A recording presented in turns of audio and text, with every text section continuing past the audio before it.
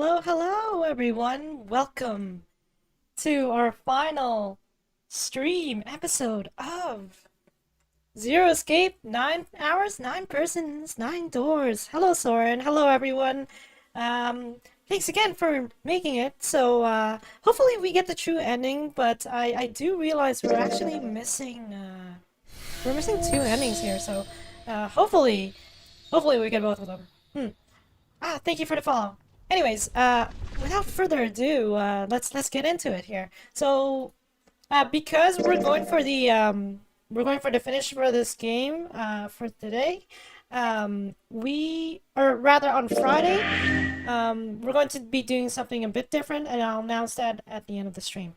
So, what do you want to do, Junpei? So, we're starting off where we left off from last time, where we got to the number 9 doors.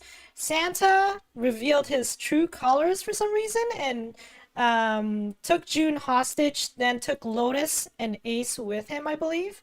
So, yeah, let's see if we can save them. What do you mean, what do I want to do? What can we do?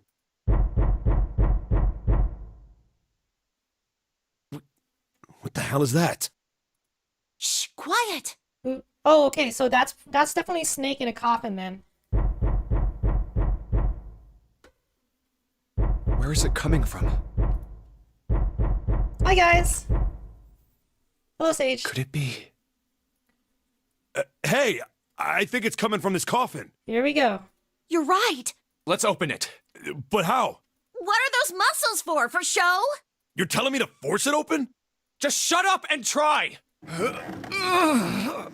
Obviously, it's not gonna open. We need to enter the code. Damn it! It won't even budge.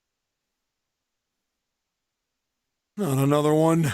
Yeah, looks like it. Oh, wait, hold on. I hope Junpei remembers Do you think this. we have to put in the right password or it won't open? Oh, but in this timeline, we don't actually know what the password is to this. So, darn, I think we're out of luck here. I think so. Whoever or whatever's inside this thing wants out, and now. I know that, but how? Without a passcode, I don't think there's much we can do. Yeah, we don't know the passcode in this timeline, so we can't actually open the coffin. Isn't there a hint somewhere? Well, let's look for one. Ugh, there's nothing here! Not making this easy, are they?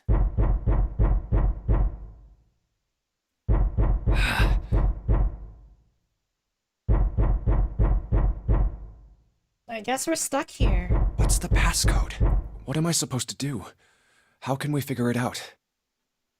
We can't in this timeline because you don't know. I need something.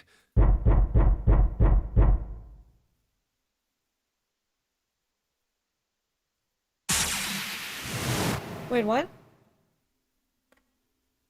Truth had gone, and truth had gone. Now truth is asleep in the darkness of the sinister hand. Hold up! Wait. So in this timeline, Junpei actually doesn't get this. He actually does. Wait, does he get this? Hold on. And now truth is asleep in the darkness of the sinister hand. Which doors did we go through? We went to door 4, door 7, door 1. Someone said it to... No, never mind. Sorry, Clover said this to him. Wait, what? What the hell was that? That voice? Huh? What? What's up? Huh? Oh, nothing. He pressed the buttons. Oh, shoot. What the heck? No, actually, yeah, I was right in my assumption that actually no one has told him about this. So somehow he knows this information? But how? So truth had gone. Truth is equal to the right. Truth had gone. Gone is left. Truth had gone. So it's this one.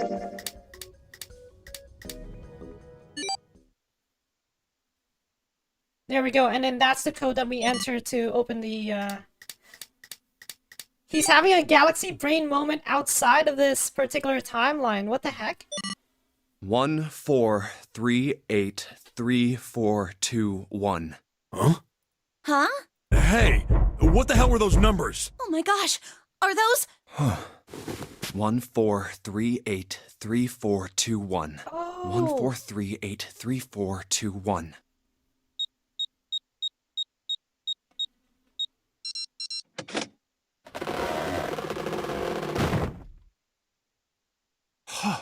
No way! What?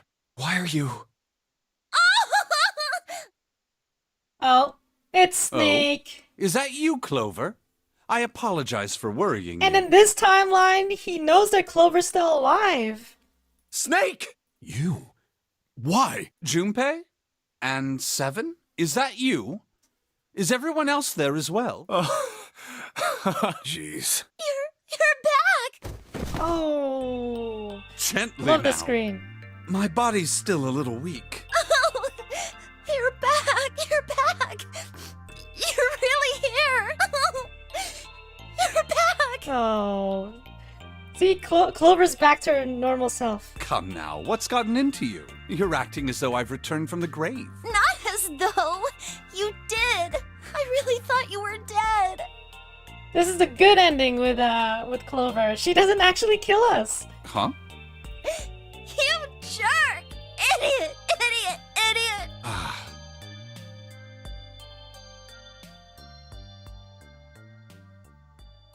I see. I believe I understand things rather well now, thank you. In the shower room, there is a dead body wearing my clothes. Because of that, you thought that I was dead, correct? Right. Yeah. But why are you wearing this particular, like, who put this on you? You also discovered a corpse in the captain's quarters, and Santa turned on you here, in this room. Do I have it straight? Yep. Well, the dead body in the captain's quarters is a surprise. Sorry, there wasn't a good time to tell you. Don't worry about it. Well then, I've got a pretty decent idea of what happened while I was indisposed, but Okay. it's still something of a mystery who did all this, and why. That is very true. So, who's behind the Nonary Game? Who is Zero? That's the main question we have to ask right now. The corpse in the shower room that looked like me. That wasn't you, Snake. That was Guy X. Who Guy X was Guy X and the guy that had the Zero bracelet were probably members of Cradle Pharmaceuticals. That's my guess. And the corpse in the captain's quarters. Why were they killed in the way they were? And who killed them? Well, actually, we know who killed Guy X. It was Ace, because he pushed him in. You don't know? No.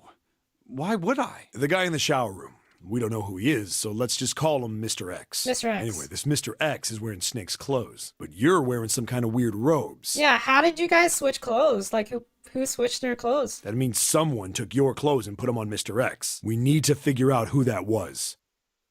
I apologize, but I have no idea who might have done this to me. I only just now woke up. I was unconscious during all the events you just described to me. Oh! Is it actually voiced by Taliesin? They must have undressed me and changed my clothes during that time. When were you knocked out? Ah, that's pretty cool. When we split up to look for the red. Where did they get you? Do you remember? When we split up to look for Red. Okay, so he was kidnapped when they split up to look for the parts to the Red in a hospital room. It was a small room in one of the hallways on C deck. Small room in one of the hallways on C deck. Who was searching What there? happened? The same thing that happened to every one of us when we were abducted. A canister releasing some sort of gas was thrown into the room. A canister releasing some sort of gas was thrown into the room, so that was probably Zero that did this. I believe the gas is some sort of incapacitating agent. Then that means it was... Zero. Looks that way, huh? There's nothing else I have to tell you. When I Okay. woke up, I was in this coffin. Why? Why did Zero make Mr. X wear Snake's clothes? How would that benefit Zero? How would that benefit Zero? I don't get it. What the hell does any of it mean?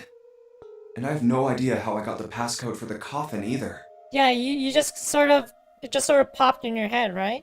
Truth had gone, and truth had gone. Where did those words come from? Zero meant to save Snake and probably meant for Guy X to be the one to die in his place. Why did I feel compelled to push the buttons on the bracelet after hearing them? All I know is my fingers moved on their own. It was like I did it subconsciously. I don't get it. What the hell does any of it mean? Who knows, Junpei? Also, Snake and Clover had been subjects in a similar experiment 9 years ago. Right, so Snake and Clover were part of the first Nonary game. The ability to access a morphogenetic field is affected by a couple of things. Hi, Lil. The first is epiphany, and the other is danger. And someone did actually die. Someone did actually die, so who was the one that died? They said it was a girl, or Clover said it was a girl. Girl. The girl was probably Santa's sister, by the way, because Santa did mention in one of the routes that his sister is no longer with them. Her name was... There had been another experiment conducted on this same ship 9 years ago. But who... I hate how how Ace walked into that conversation and we actually didn't hear what name that was. And a girl had died during it. Morphogenetic field theory. The two murders. The two murders. Switching clothes. The Nonary Game. In the Nonary Game. Zero. He's the ringleader. The person who trapped 9 of us on this sinking ship. Zero should know everything. He has a If we can motive for uncover sure. Zero's identity, all of our questions will be answered. At any rate, we'll have plenty of time to decipher the details later. For now, it is of utmost importance that we escape. I wholeheartedly agree. Junpei, it was 4:30 the last time you checked the clock, yes? So we have roughly 90 That minutes? means we have less than an hour. Oh, sorry, no, less than an hour. We must hurry. Hey, how are we gonna get out of here? Isn't that obvious? Through the other number 9 door. Oh yeah, you're right. And yes, I believe someone mentioned it earlier. Our bracelets actually add up to the digital root of 9. With Snake, we can open the door. Don't tell me you hadn't figured that out. Come on, you gotta tell me these things. I, assumed you'd figured it out. Forget it. Let's just get going. All right. Ace All took right. Lotus again. Yeah. You guys ready to go? Yes. Yep. Not yet.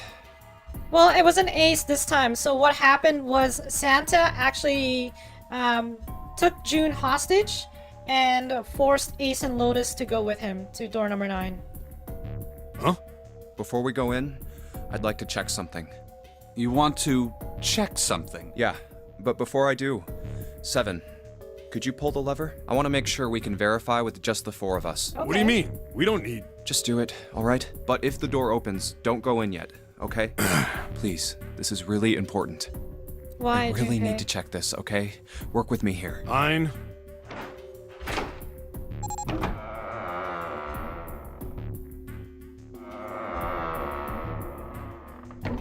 That's also another question I have. Why does Santa do that?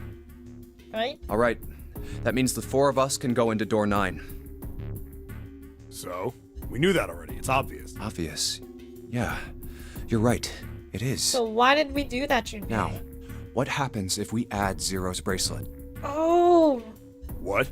Zero's bracelet? Why don't you take it out, Clover? and remember, Zero's bracelet is number 6. So you did know I had it. I picked it up because I thought it might be useful sometime.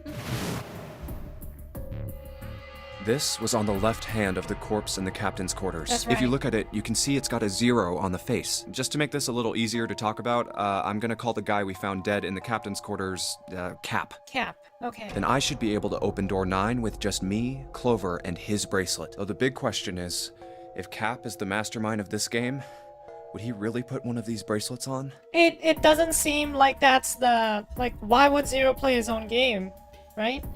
Doesn't make any sense. Anyway, that's not let's Zero. just give it a shot. Clover, give me your hand. Okay. Now the captain's bracelet. And pull the lever. So 4, 5, and 0 would well, digital root of that would be 9 if it was 0, but we know that it's 6. I knew it. Now, what does this tell us? Maybe the bracelet has to be on your wrist in order for it to work? No, that's Nope. impossible. Did you see how the panel showed a 3rd asterisk when I scanned Cap's bracelet? You don't need it to be on Whether your or not wrist. it's on your wrist doesn't matter. All you have to do is put the bracelet near the panel for it to register. That's right. Huh. Looks like you're right. See? So what does that mean? There's only one possibility. That bracelet isn't the number 0. It's a number 6. Is that what you're saying? That's right. And who has the number 6 bracelet? June. Could it be that this is alluding that June is actually 0? Then what number is it? Let's find out. Right, scan the bracelets with this combination. So Snake, Junpei. Hold on, what? What are we supposed to do? That bracelet isn't the number 0, that's right. And what number is it? Let's find out. Scan the bracelets with this combination. Let's try Snake, me, Clover, and Cap. If this combination opens the door, then Cap's bracelet is number 4. So we're just gonna try all the different combinations. It didn't open. So Cap's number isn't 4. How about... Okay, let's try 7 plus Junpei plus Cap, so that should Let's that try would be 7, 18, I me, believe. and Cap. If this combination opens the door, then Cap's bracelet is number 6. That's the one.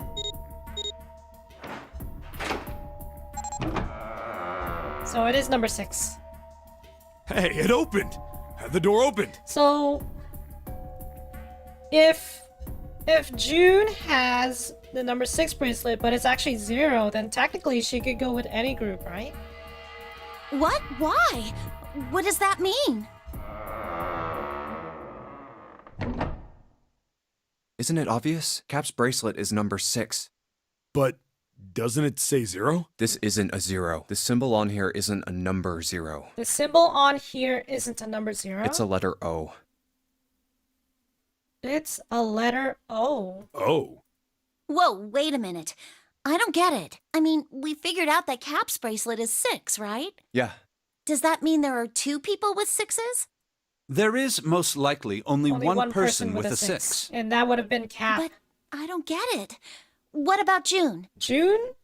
I'm telling you guys right now, my guess is that June is 0. But why? Why would she host this game? Well, this is only an educated guess, but I think June's number was never 6 to begin with. Her bracelet was flipped. In other words, Wait, her bracelet was flipped, so she's actually 9? June's real number is... 9. Oh? Hold up. That seems the most likely. Then all this numbered door stuff was just a load of crap? Wait, so if June was wait, then why did the hold up? I'm so confused right now. So the 9th man that died in the first couple of rooms, did he have the number 9 bracelet? Then why do we have 2 number 9s? I am so confused. Hold on. Why would you say that? Because if June is 9, then the numbers wouldn't match up. There we go. Yes. Here, look. List of all the numbered doors June's gone through. I'll let you know what I'm writing, okay, Snake? Right. And that's everything. So June's number 6, okay? 6 plus 3 plus 5 plus 8 is equal to 22. 2 plus 2 is equal to 4. 6 plus 3 plus 8 is equal to 17. 1 plus 7 equals 8. Yeah, so actually I think the number 4 door here, she wouldn't have been able to have gone through. Oh no, she would have actually. Huh. Hold on. I wrote down which door she went into and with whom. Right, so these were the doors that June went into. 4, 8, 6, and 9. And I wrote what all the numbers were. So if you switch 9 in wherever there's a 6, the numbers don't work. Ah, okay. If the digital root is 7, then you can't open door 4. That's right. If the digital root is 2, then you can't open door 8. Clover, do you notice anything interesting on that list? What do you mean? You're talking about 3, right? What's wrong about 3?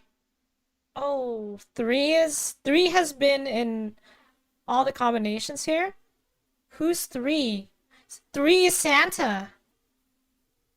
Santa has been with June for the past 4 times that she's gone through the door. 3? Santa's always in the room with her. That's what you're saying, isn't it? Yes, that's right. What about it? That's quite simple, really. You told me that the first time you came to this room, Santa was the first to refuse to leave June behind. Right, so Santa was the first to refuse to leave June behind. Now, doesn't that beg the question why? Why would Santa do such a thing? Exactly. Why? What is his motive? The answer is easy. Because Santa can't open door 9 with only 7 and Lotus. Of course, there's only one reason for that. His number isn't actually 3. Santa's number isn't actually 3? Santa's real number, 7? Would you be so kind as to modify my sister's equations? Oh, here we go. Yeah, sure. Okay, so June is 0, Santa is the accomplice. This is Probably. what you were getting at, right, Snake? And this is why Santa wasn't in that the ending that we got where Snake and Ace died in the incinerator. And we didn't see Santa anywhere, and Junpei got gassed again, so that was probably Santa. Thank you. That is exactly right, 7. So the game was rigged all along. Santa could go with anyone he wanted. Santa's true number wasn't 3. It was 0. No way. Santa is... And June was 9, not 6. So I believe if June was 9, then it also doesn't matter either, right? Conversely, Santa was 0, not 3. Plus 3 and minus 3, they cancel one another out. Nothing appears out of order. Right. Santa was still playing by the rules of the Nonary Game this whole time. Precisely. So you're saying Santa planned this whole thing? I'm not sure if he acted alone or not. So Santa and June are working together. They were part of the first Nonary Game, and their motive was to get back at Cradle Pharmaceuticals? That was the whole motive, right? I believe we learned that. But I think it is safe to conclude that he is 0, if my hypothesis is correct. Snake's hypothesis. Something doesn't seem right. Snake's hypothesis, something doesn't June's seem bracelet right. being flipped. Even if that were possible, that would mean there are 2 number 9 bracelets. And if that's the case... All right, that's enough talking. Let's go. It's high time we went through that door. Alright, let's go through door number 9. This is probably gonna be probably the last escape room. My guess.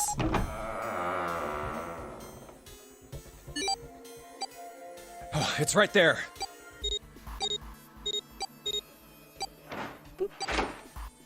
Oh, all right. Let's keep going. Alright, let's do that. I think these stairs go to the bottom deck. Looks dry. To the bottom deck, so I believe we're gonna go to the library, or as they call it, the Forest of Knowledge. Let's head down. Oh, and that's where Alice is, or all ice. Hey, it's The mummy. Hmm. Do we have that key? This is the Neptune symbol. There must be a key around here somewhere. Neptune key. I only have the Uranus key card. It's a different planet. Plus, it's the wrong kind of key. So we gotta look for this key then. Let's turn around and go back for now. Yeah. Hey, another door. And a card reader this time. It's the Uranus symbol. Oh, so this is the one we gotta go through. This is the place.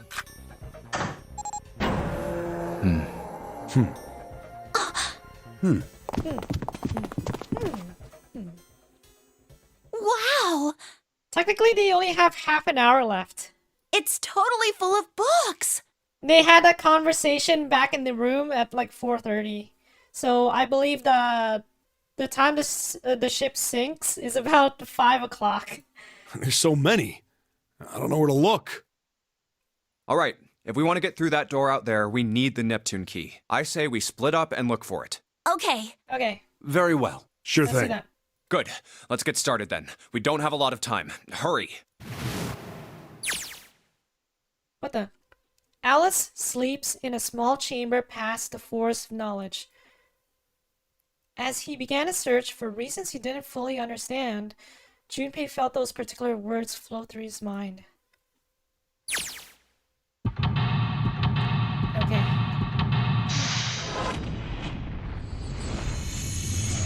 Here we go. Escape room again.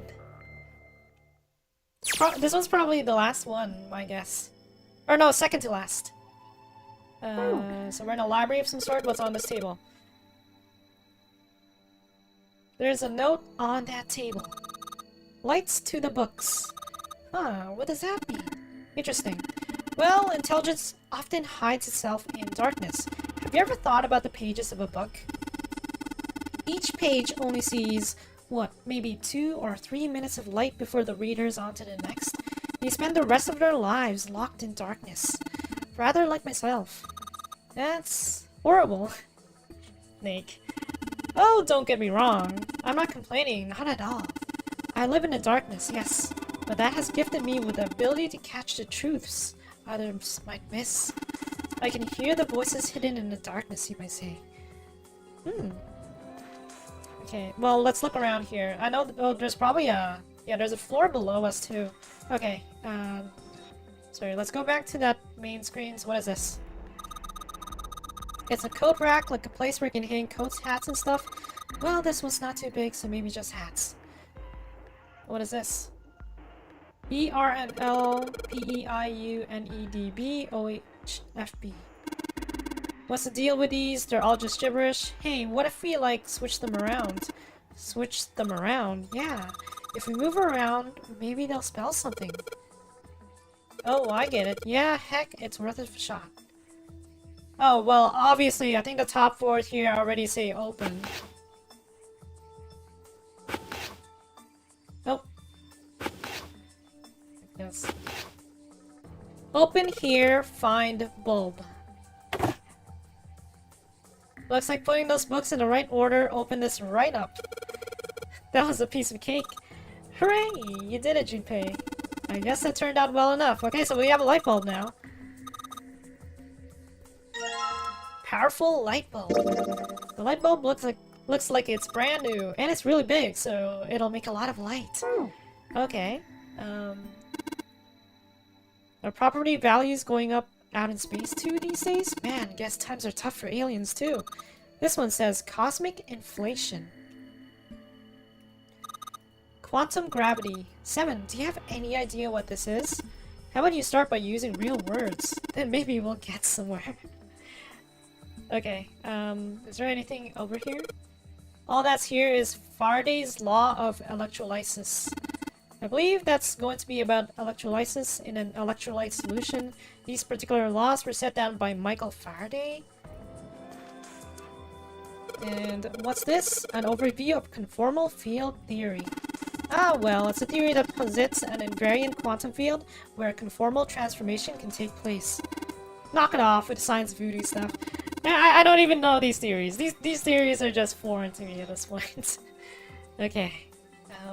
Let's look on this side. Oh, there's a bunch of things sticking out here already.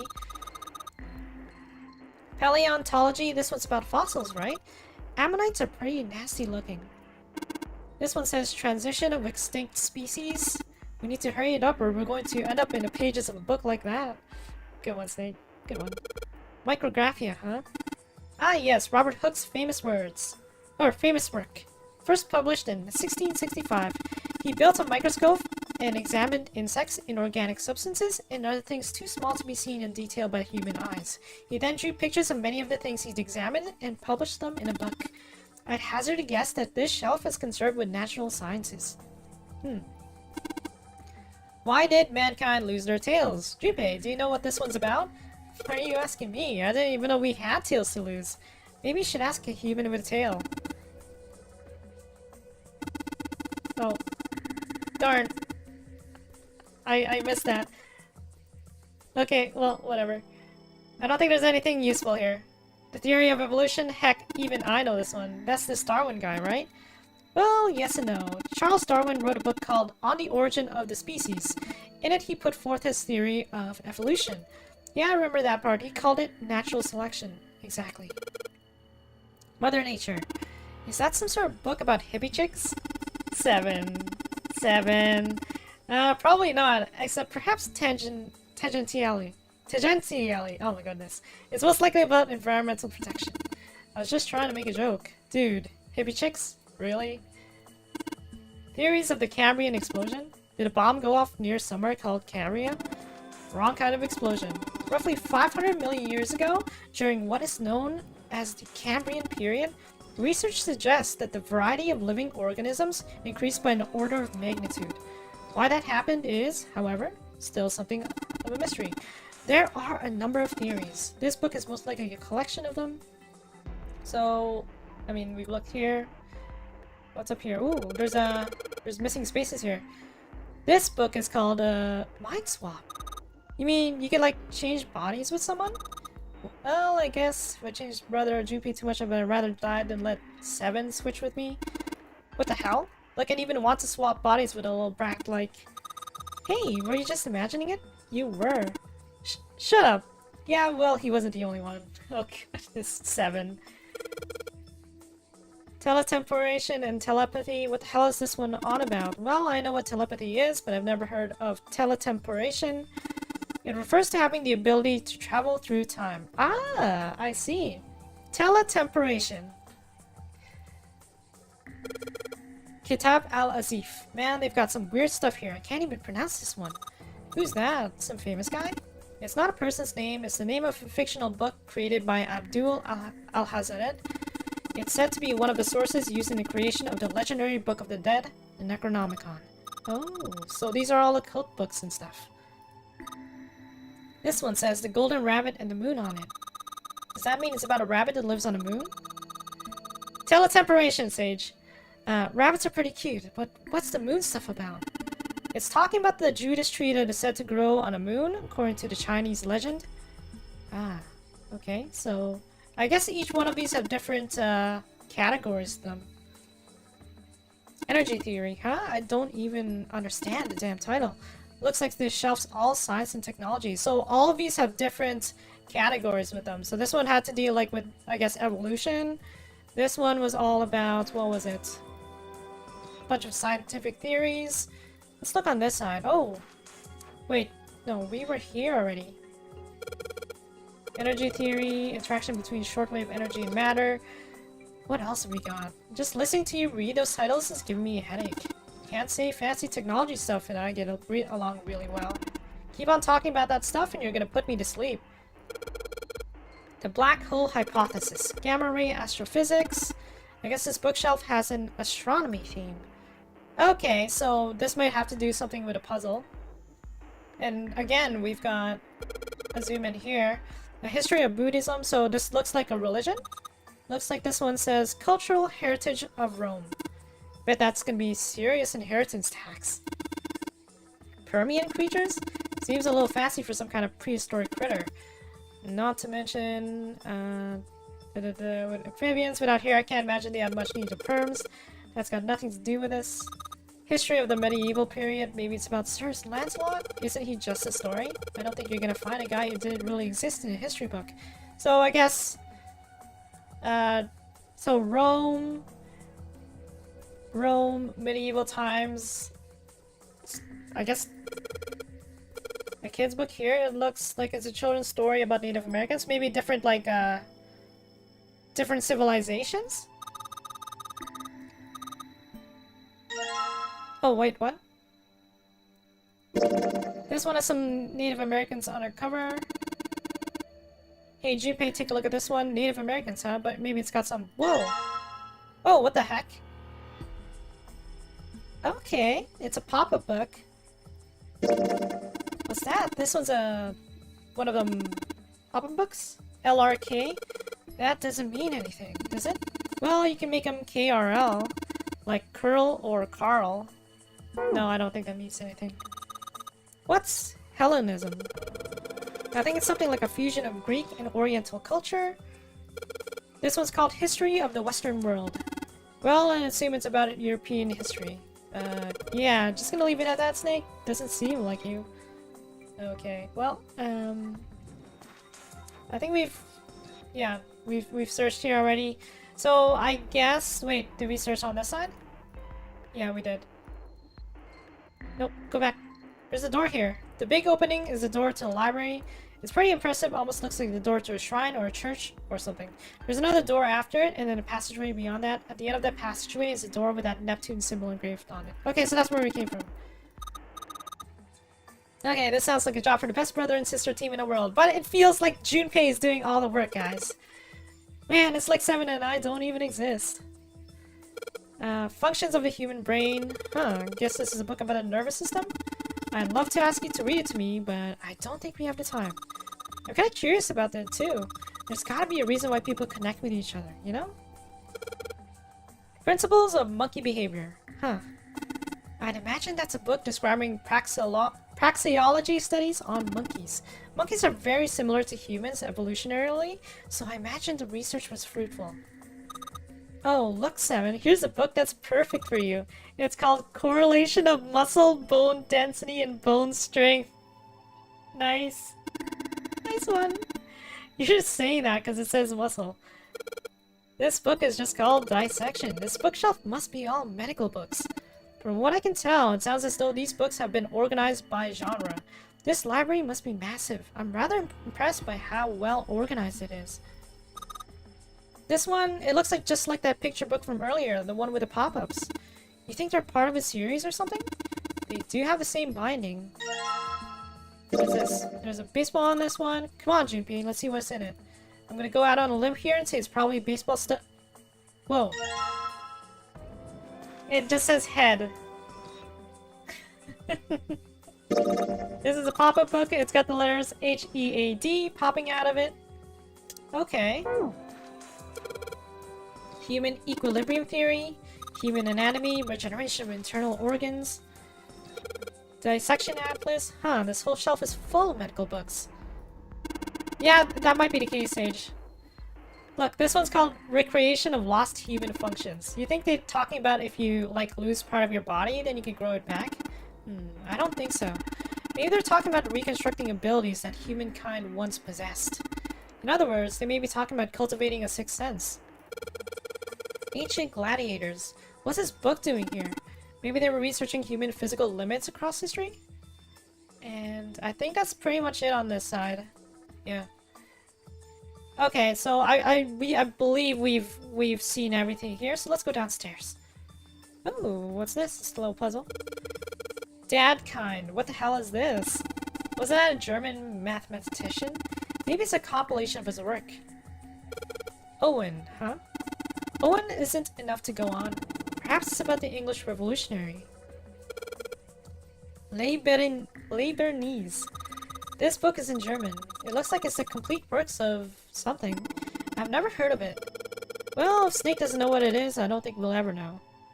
And, of course, this one says Sheldrake, which, I believe he is the one who made the morphogenic fields theory. Sheldrake, isn't Sheldrake the one that made the, yeah. Pretty positive he's the one that made the morphogenic fields theory. Algebraic number theory, math, huh? There's another one like that over here. You mean something like primary number theory or analytical number theory or geometry? Oh my gosh, how did you know? Nobody said anything about those. Well, number theory is usually split into 4 chief disciplines. If there was a book named Algebraic Number Theory, I took a wild guess that the other 3 would be there as well. Looks like I was right. Man, Snake is one of the smartest members, definitely, of the survivors. The Pythagorean Theorem. This is a famous one. Sounds like there are a number of math books in this section. This one's Goldbach's Conjecture. Conjecture? What is it about? Like magic or psychic stuff or something? Right, I bet it's about jewelry, isn't it? No, it's not. It may have an odd title, but it's actually a very respectable mathematics book. It deals with one of the unsolved problems of additive number theory. Sorry I said anything. Looks like... Look, let's not get into this right now, okay? 7. That's a weird book, Junpei. Indian mathematics. That's funny. Wait, why is that funny? It says Riemann hypothesis. What is there to hypothesize about what a Riemann Isn't it pretty straightforward? Heavens no, there are many factors. Length, girth, lubrication, or lack of. It's an exciting and rapidly growing field. Whoa. Clover's just so happy about math books. Oh. Modern Japanese literature. Huh. What's this? Origin of Japanese folklore? Looks like there are a bunch of books about Japanese culture here. Mostly ones about folklore, though. Well, folklore can cover a wide range of subjects. History, urban life, religious trends, environmental changes, oral traditions. Folklore can cover all those things if you know where to look. This looks pretty deep. Agriculture and historical organizations in folklore. Hey, there's another one of those pictures books in here. Something about these things feels kind of nice, you know? Brings back good memories. I guess even people like 7 were kids once. Oh shit, you little brat. Hey guys, cool it. Alright, I think I'm gonna take this picture book with me. Okay, so it's another one. It's got a magic wand on it. Okay, so what's inside? Well, aren't you going to open it? Pretty sure it's just gonna have pages inside. Smart. Whoa. Say 5. Okay. Looks like another pop-up book. This book has an S, an E, a dash, and a number 5 sticking out of it. I might be impressed if I was 5. Okay. So, actually, I believe that was this. Yeah, that was this side. Let's see what we've got here. So many books here. I wonder what this one's... Whoa, what's this? Worm? Oh, sorry. No, I'm, sorry. Hey, what's the deal with the sappy stuff? Wait! Junpei touched Clover's hand? Oh. Junpei and Clover. This bookshelf has sort of a glass inlay. It's pretty big, but there are only 6 books on it. That seems kind of weird. Hey, it looks like there's something on the bottom. Can't really see it though. The glass is all foggy. Awesome, there's a lock on the glass door. Yep, won't budge. But look at this. Great. The middle of the glass door is a cylinder lock. You know, the kind of lock where you rotate numbers around until you've got the right one to open it. Ooh, what the hell is this? It's like they just gave us the answer. Guess I might as well give it a shot. Wait, hold on. 632416. Come on. 6, 3, 2, 4, 1.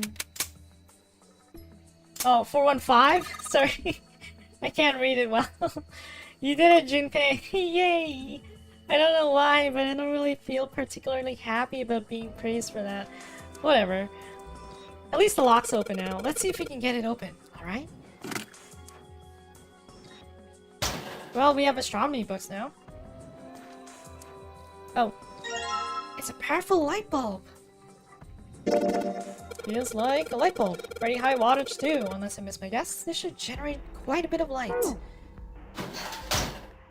What's on this side? There are books here in all sorts of languages. I can't read them.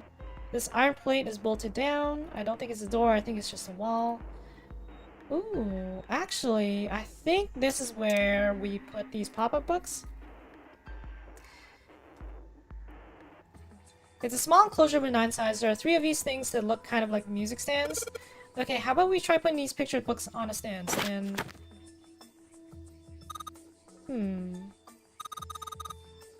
This is a little weird. Okay, so now there are 3 lights in this thing. They aren't very bright though. Hey, didn't we find some kind of really powerful light bulbs earlier? Why don't you put it into one of those lights? Yeah, well, it'll get a lot brighter, I think. But if there are 3 lights, that means 3 light bulbs. There won't be much point unless we can replace all 3 bulbs. We need 3 light bulbs, huh?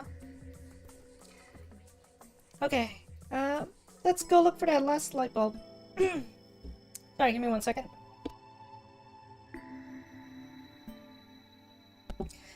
Sorry, I had to cough. Okay. I'm pretty sure it's this thing. We're missing something. We're missing another light bulb somewhere. Oh yeah, I'm fine. I just needed to cough. Something got caught in my throat. Okay, well, I'm just gonna keep searching until we find out what we are exactly missing here. Bunch of books of folklore here, but you can sort of see the letters. It's too dark in here to really tell though. Well, that probably means our light isn't bright enough. And we only have 2 light bulbs, so there's a 3rd light bulb out there. Did we miss something up here? Nope. Nope. Nope. Down here? Nope. Creatures of the South Seas, huh? I wonder if this one's got pictures of colorful fish and stuff. This bookshelf has a bunch of books about the natural sciences. Mother Nature, shelf. No, nothing here.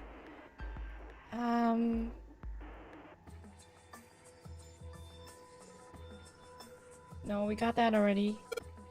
Supersymmetric string theory and 10-dimensional spacetime. They're just talking about superstring theory. It's a theory of reality where, how to explain? It says that all elements of the universe are governed by the vibrations and harmonics of tiny supersymmetric strings. Okay. Theory of general relativity, huh? Oh, I know this one. That's Einstein, right? Okay. Handrail is made of metal. Thanks for the information. There's nothing up here. There's just so many books! There's so many! Okay, Nope. Nope. Nope. Nope. Hey, look at this! This book's called Greek Mythology. Damn, that thing's huge. Can't imagine anyone's actually read the whole thing. Pretty sure it just put me to sleep. Oriental history? Maybe this one's about China's 4,000 years of history or something? Hey, Chinese history and Oriental history aren't the same thing. Okay. Pretty much nothing up here either. Oh, okay. We're missing something. We're missing something. Probably downstairs. Okay, there's gotta be something we need to do here. What do we have for items? We just have the light bulbs.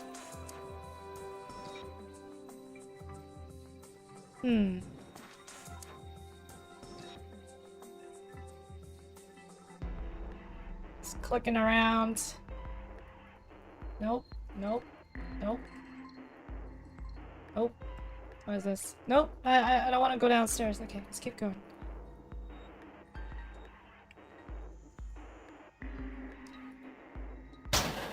Is there anything else in here? It just has astronomy books.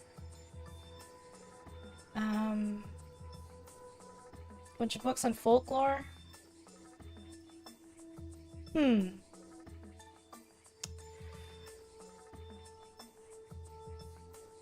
We must be missing a book somewhere. Unless... Hold on. Maybe we're not missing anything. Maybe we can actually just start putting the stuff in.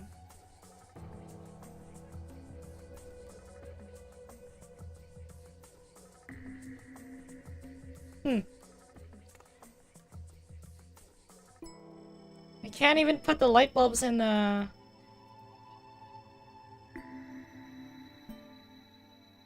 No, I'm definitely missing a couple books somewhere, but where? Where am I missing those books? It's gotta do with this thing, because I haven't done anything with these particular books here. But how do I activate this puzzle? Japanese literature. Oh, jeez. Okay, we gotta go upstairs. There's gotta be a way to activate this thing.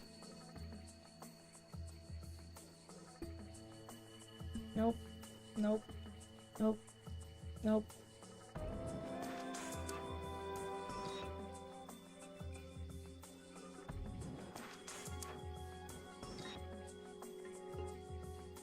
Yeah, we've checked all these, I think we've checked all these already, so how do we get that to activate?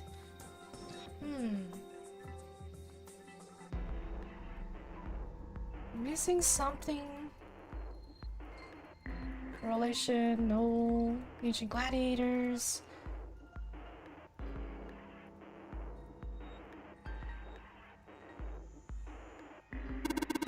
What's that one called? It says Foundations of DNA and Genetic Engineering. Automated robotic assembly line techniques. Huh. What's that? Some sort of comic book? Geez, I guess boys really like that stuff, huh? No, you're thinking of a different sort of robot. This book is talking about automated machinery that's used to build things like cars. Communication and computer science, huh? That's a pretty generic title. To be honest, it's so vague I don't really know what it might be about. An overview of photochemistry? I think whoever set this up wanted us to see the cover, not the spine. Let's look at it, okay?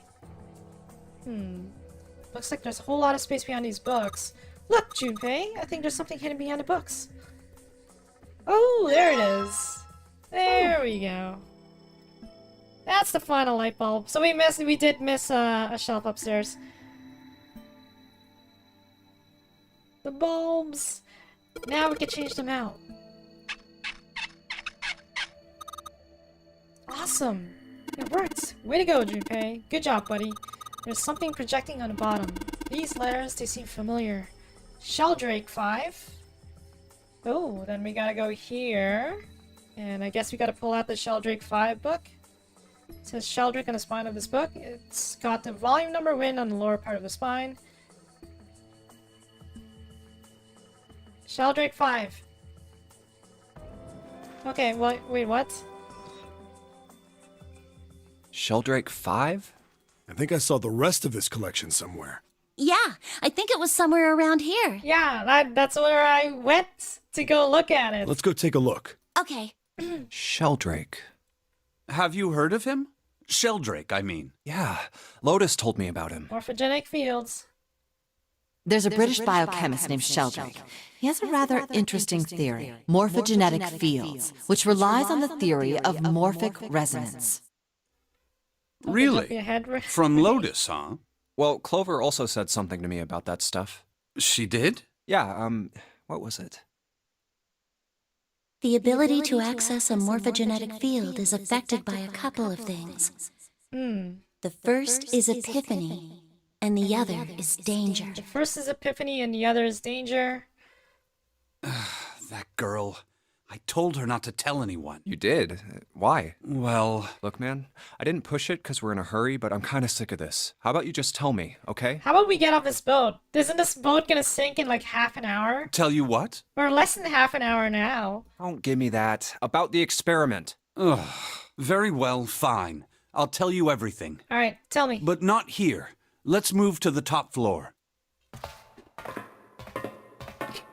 Let's have a conversation. I suppose I might as well start by telling you why I kept quiet, and why I made sure Clover did as well. To be honest, the explanation is quite simple. Alright? What's your explanation? Zero told me not to. I had little choice. Zero told me not to. I had little choice. Hold on a second. So Snake is working with Zero? Or Snake knows who Zero is? He didn't walk up and tell me, of course. Okay. There we go. He gave me a message engraved on a card. That's a Braille card. It looks just like the one you showed us earlier. So you had 2 cards. So he was withholding this one from us. No, I'm assuming. only one. Huh? What do you mean? I thought that card just had some rules for the Nonary game on it. Yes, it did. And those were the rules I read you. However, they were not the only thing on the card. There was something I didn't read. Ah, okay, yeah, so he did withhold information. Well, perhaps I should say there was something I couldn't read. Never mind. And that was? Tell no one of the events that took place 9 years ago. Tell no one of the events that took place 9 years Tell, ago. and I activate your sister's detonator. Okay, yeah. So Sage was right, they were threatened. It's a threat on our lives. Oh. Well, what about Clover? Did she get a message from Zero too? I don't believe she did, but doesn't it strike you as strange that Zero would shut my mouth, but not hers? That's very true. So, if these two participated in that event 9 years ago, then wouldn't it also make sense for Clover to also not divulge the what happened during that time? Yeah. To be on the safe side, however, I told her it was best not to tell anyone. Still, apparently she told you. That girl. What's wrong with her telling me? I figured some stuff out with the things she told me.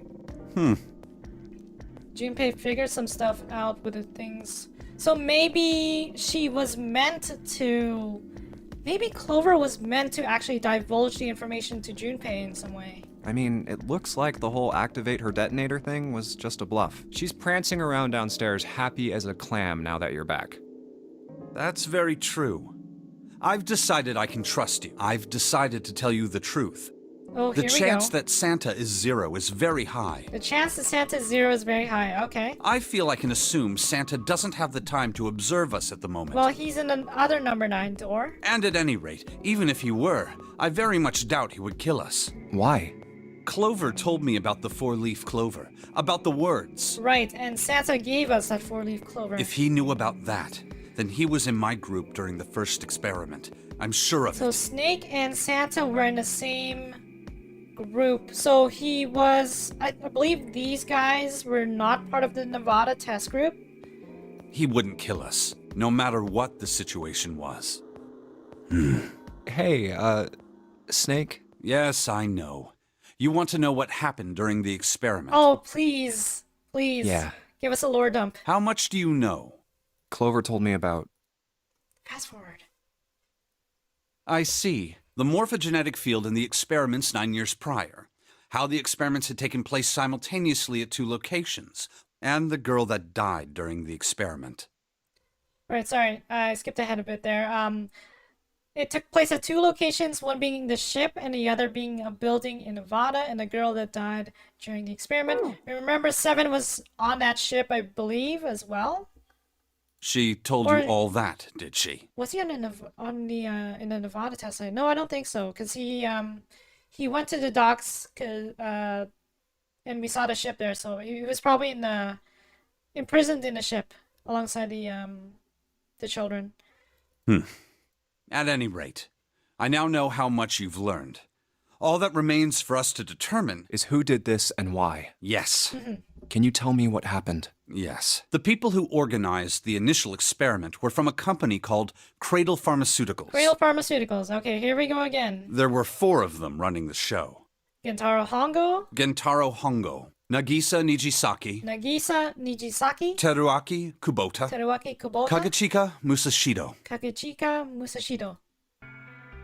Hongo was the CEO of Cradle Pharmaceuticals. And we know Hongo is Ace.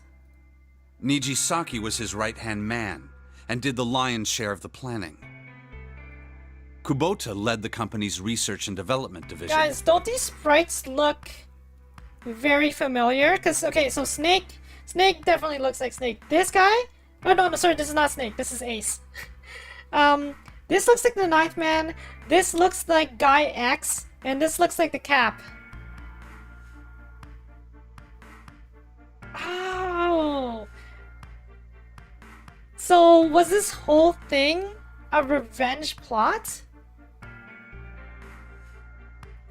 Musashido was their majority stockholder.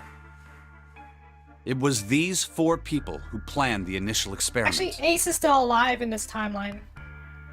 We know that Guy X is dead. Ninth Man killed himself. Or Ninth Man went into the door and got himself killed. And then this guy was the Cap. Or looked like the Cap. Let me simplify it for you. Hongo designed it, and Nijisaki put it all together. Right. Kubota developed the technology required, and Musashido provided the cash. Huh, so it's Hongo, Nijisaki, Kubota, Musashido. Of course, more than 4 people were required to conduct an experiment of this scale. Of course. To that end, they organized a top-secret team to assist them with their research. Okay. All in all, they gathered 10 people or so. So they only gathered 10 people? Those 10 completed their team, and they were able to begin the project. Oh, no, 10 people to work on the project itself. Okay. They named it the Nonary Project. The Nonary Project. Okay, so that was definitely the first Nonary game. The purpose of the experiment was to research the prospect of controlling a human mind through sheer will. The vessel, I suppose you could say, for this control was the morphogenetic field. Right. Huh. Why did the glycerin suddenly begin to crystallize? Why did the crystal structure of EDT undergo a sudden change? Why did the rats improve their puzzle-solving skills with each generation? So a lot of the things that we've been talking about with various members of this particular Nonary game are now coming back to light. Experiments with humans produce the same results. The more people who knew the answer to a question, the more there were who could answer correctly without having seen the problem before. Why is that? How could it happen? The answer is that the shape of the answer has been stored in a field invisible to the naked eye. Which is the morphogenic field, probably. And through that field, the resonant event transmits information related to that answer. The resonant event transmits information related to that answer. That's essentially the idea behind morphogenetic fields. But that's just a theory. Can't bring yourself to believe it? Yeah.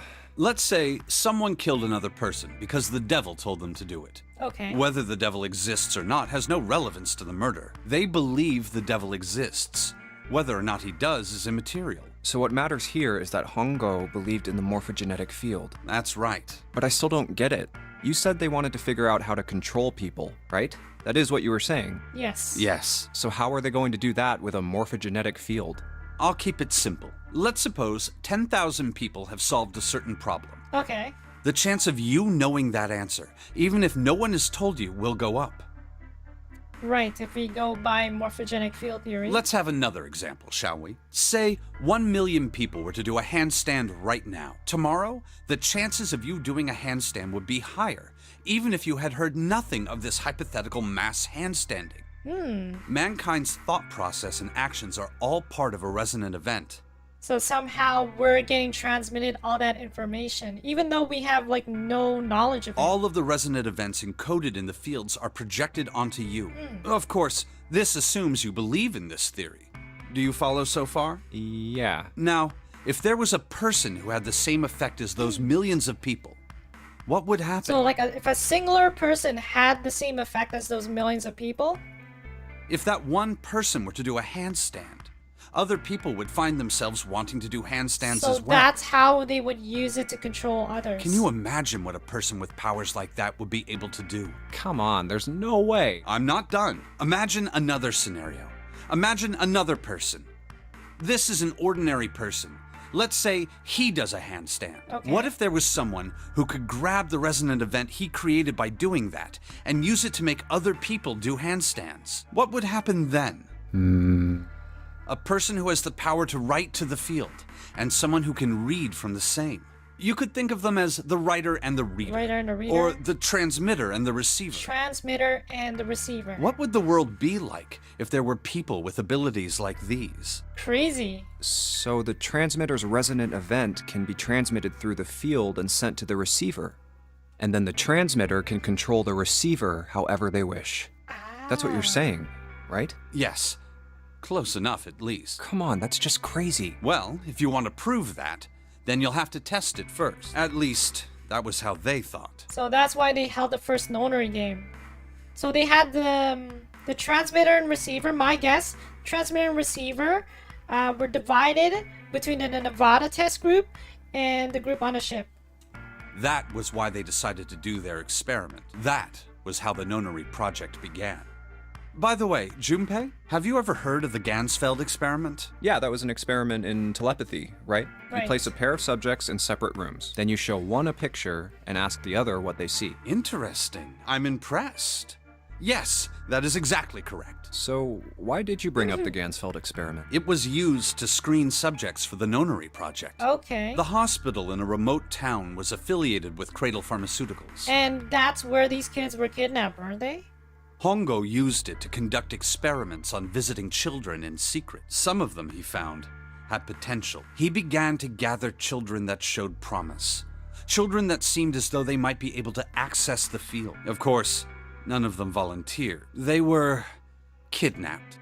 There were 9 pairs of siblings taken, Right. for 18 children total.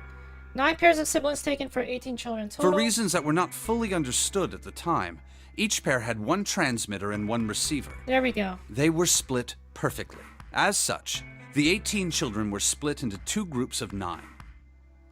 The children who were put into Group Q were the ones who excelled at transmitting. Right, so the transmitters in one group and then the receivers in the other They group. were transferred to the mock experiment building known as Building Q in the Nevada desert. Okay, so if I remember correctly, Clover was part of the Nevada test group, so she is a transmitter. The children who excelled at receiving were put in Group A. So these guys were probably put on a ship. Group A was then placed on the former hospital ship Gigantic. And this was Snake and Santa's group. From the experiments he had conducted so far, Hongo had learned the following. There are two things that can increase one's resonance with the fields. Alright, so what are those two things? The first is epiphany. Epiphany, the other is danger. The other is danger. Have you ever been faced with an especially difficult problem and thought about it very long and very hard until finally an answer suddenly appeared in your mind? Yep. It may seem obvious to say so, but that is what is meant by epiphany. The information obtained through that epiphany can be easily transmitted through the fields, where it can be easily interpreted. Okay. Adding danger to that equation allows for even easier field access. That's where Hongo came in. So this is where Ace came in. They set up a number of puzzles across the Gigantic. So just like the puzzles we're playing. The participants had to solve each one before they could move to the next room. Of course, he hadn't forgotten to include danger. He had detonated a bomb on the hull of the Gigantic. The children in Group A were forced to play the Nonary Game as the ship sunk. That's a good way to think of it, Sage. By forcing the children into a life-or-death situation, Hongo hoped to increase the likelihood of their tapping into the fields. The children from Group Q, on the other hand, were confined to the mock experiment building, Building Q. Building Q. Building Q duplicated the interior and puzzles of the Gigantic exactly. Okay. Every detail was exactly the same. Hongo explained the situation to the children in Group Q. Solve the puzzles you find throughout the rooms. When you have the answers, transmit that information to the children in Group A. So If you that's Group succeed, A. they will be able to solve the puzzles and escape. Right. So if one group could, or if the transmitter group could solve their puzzles, then the receiver group would also be able to do it as well. But if you fail, then the Gigantic will sink, and your brothers and sisters will drown. Well, that's kind of how we're doing right now, right? Can we consider that we are on the Gigantic? Those were his orders. Do you know why the astronauts of Apollo 13 were able to return to Earth safely? Why?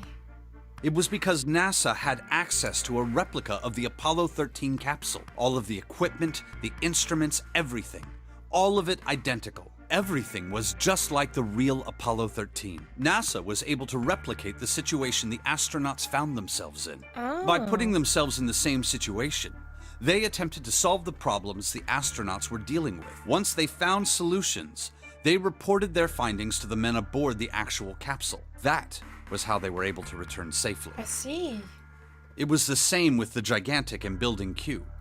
The children from Group Q had to use the power of epiphany to solve the puzzles they found and transmit what they learned through the fields. The children in Group A, however, they had to access the fields to learn how they might advance to the next stage. So these guys literally had no clue what to do, and they would receive the information from Group Q That is the simplest explanation I can manage. in order to advance. Okay. Hey, Junpei, Snake! How much longer are you two gonna sit around on those bony asses? Pretty sure this conversation itself took more than half an hour, which is about the time that we technically have left on the ship Get down here already! where it sinks. He's right. Let's go, shall we? We don't have much time. We need to get out of here and soon. All Hold right. it. There's one more thing I want to ask you. Oh, Are you sure that there were 18 kids? are you sure that there were 18 Why? kids? Well, I thought it was only 16. Oh, yes. That was what they said on the news, wasn't it? Yes. I have no doubt that 18 children were abducted and used in Hongo's experiment. After all, you couldn't exactly play a Nonary game with any less, could you? Well, yeah, but are you saying that the news got it wrong? So there were only 16 kids? Yes, I am. There were 2 more children. However, they had no relatives that I'm aware of. I imagine no one filed a police report when they went missing. No relatives that I'm aware of. I imagine no one filed a police report when they went missing. That sounds like Santa, because Santa? Yeah, Santa They and were June. brother and sister, like Clover and I. Brother and sister. Oh, it's definitely Santa and June. 100%. Because remember, Santa mentioned that he didn't really have her parents, and he just had a sister? The brother's name was Aoi. Aoi. The sister's name was... Her name was Akane. Confirmed. Confirmed. It was Santa and June. Definitely Santa and June. This is what it's referring to. That was the girl who died. Wait a second, what? That was the girl who died? But Akane's alive. What? Hold on, what? Akane Kurashiki died 9 years ago? What? But we saw her. She's with Santa. This is what? Though it does make sense that Junpei wouldn't have been able to see or didn't actually see her for the past couple of years until he got in this book, but who is that? Is that fake Akane? I don't understand. What? Then, who is June? Who's June? No. That's impossible. It can't be true. Akane isn't that uncommon of a name. If Snake had known her last name, that's a different matter entirely. So they share a name. A lot of other people do too. It doesn't mean anything. It was someone else. Of course it was. Junpei in denial? Has to be. Is something wrong, Junpei? Your breathing sounds strange. No, it's nothing. I'm fine. Let's get back down there, alright? Ask him what the last name was. I couldn't do it. Why didn't I ask? What's her last name? I just couldn't get the words to come out. I believe Santa and June might be siblings. Okay. So what was it? Sheldrake 5? This is it. This is what the shadow picture was pointing to. But didn't it say 5 at the end of the shadow picture? Yes, I think we need to find a 5th volume. Well, would you look at that? There's a big red button behind this book. I guess we should press this button. Oh... snap. Secret passage. What was that sound? It might be Zero, Lil. It sounded like something really big was moving. It came from the top floor. Alright, let's go check it out. Yeah, we might be able to see Alice because, so she lies behind the forest of knowledge. Alright, let's head on in here. What is this? 13, 14, 10, 13. There's a keyboard in front of the numbers, and there are 4 Roman numerals on the wall. It's got a pin of some sort. 13, 14, 10, and 13. Those are all Roman numerals. Do you think we just need to put the numbers from the wall on the keyboard? No, you can't. The keyboard doesn't have any number keys. You can't type in stuff like 3 or 4. Then that means...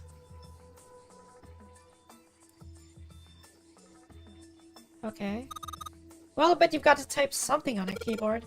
Yeah, but you can only answer letters. And it looks like you can only answer 4 letters. Let's see how it works. I guess you need to hit enter once you type in the letters. And you can erase what you type with clear. Okay, I get the basic operations. Let's give it a shot. So is this going to be hexadecimal again?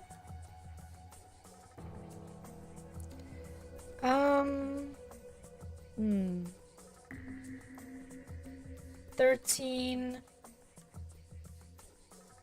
14, 10, and 13. Let's see here.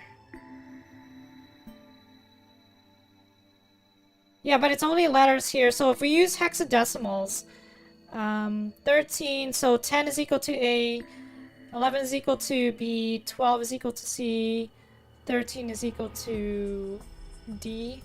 Oh wait, isn't this a... I don't know how I got that right.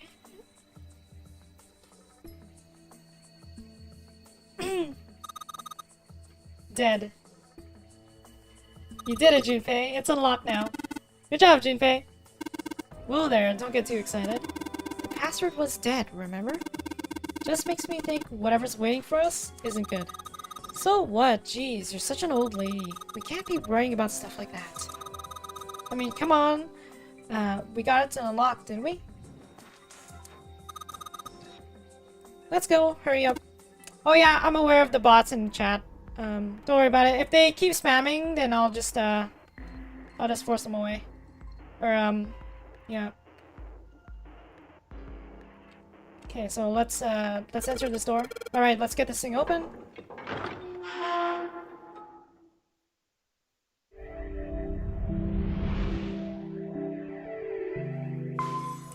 Might be 0, Lil. All right, this is the next. Ugh, the door! It's closed behind Did that us. just close on its own? Don't tell me we can't go back. I don't know. Let's see. What makes you think you can open a door, Junpei? We've been trying to open doors since the beginning of this game, and we have never opened a single door that looked locked like this. Damn it. It looks like it locks automatically. Is there any other way out? Well, there's another door over on the right. There's a card reader next to it. It's got a red light on it, though, so I'm pretty sure it's locked, too. But there is a card reader, right? Yeah. Then perhaps if we find a key card, we could open the door and leave? Well, yeah, that might work, but... Hey! Wait a minute. Are you saying we're gonna have to search through this room for one little card? Yep. Looks that way. Oh, man. This is one messy room. Looks that way. No way! For real? Is that a head on the table? Well, we can sit down and wait to die, if that's what you prefer. I rather doubt that, however, so it would be wise to start looking. We haven't much time. Let's find that key card. Oh, and the Neptune key as well. We won't be able to get through the hallway without it. Probably need a Neptune key to All open right both then, doors. let's begin. This is probably the last escape room. Maybe. I keep saying that, but I feel like there's gonna be one more after this. Okay, let's see what we got here. There are piles of crap everywhere. Man, this place is a mess. It's so messy, I don't know where to start. Some of this crap looks familiar. I think a lot of these are parts of the puzzles we've solved in the other rooms. Yep. If that's true, then this room could be Zero's laboratory. Perhaps Zero made the machines of puzzles you need to see his plan come to fruition.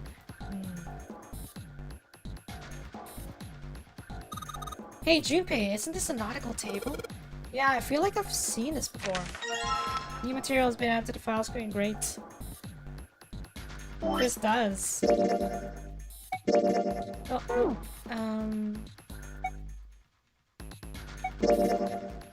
A nautical table from the study was found on the drafting table. The faded line on the right edge must be connected to the line on the left edge. Okay, so that must... We probably need that for something.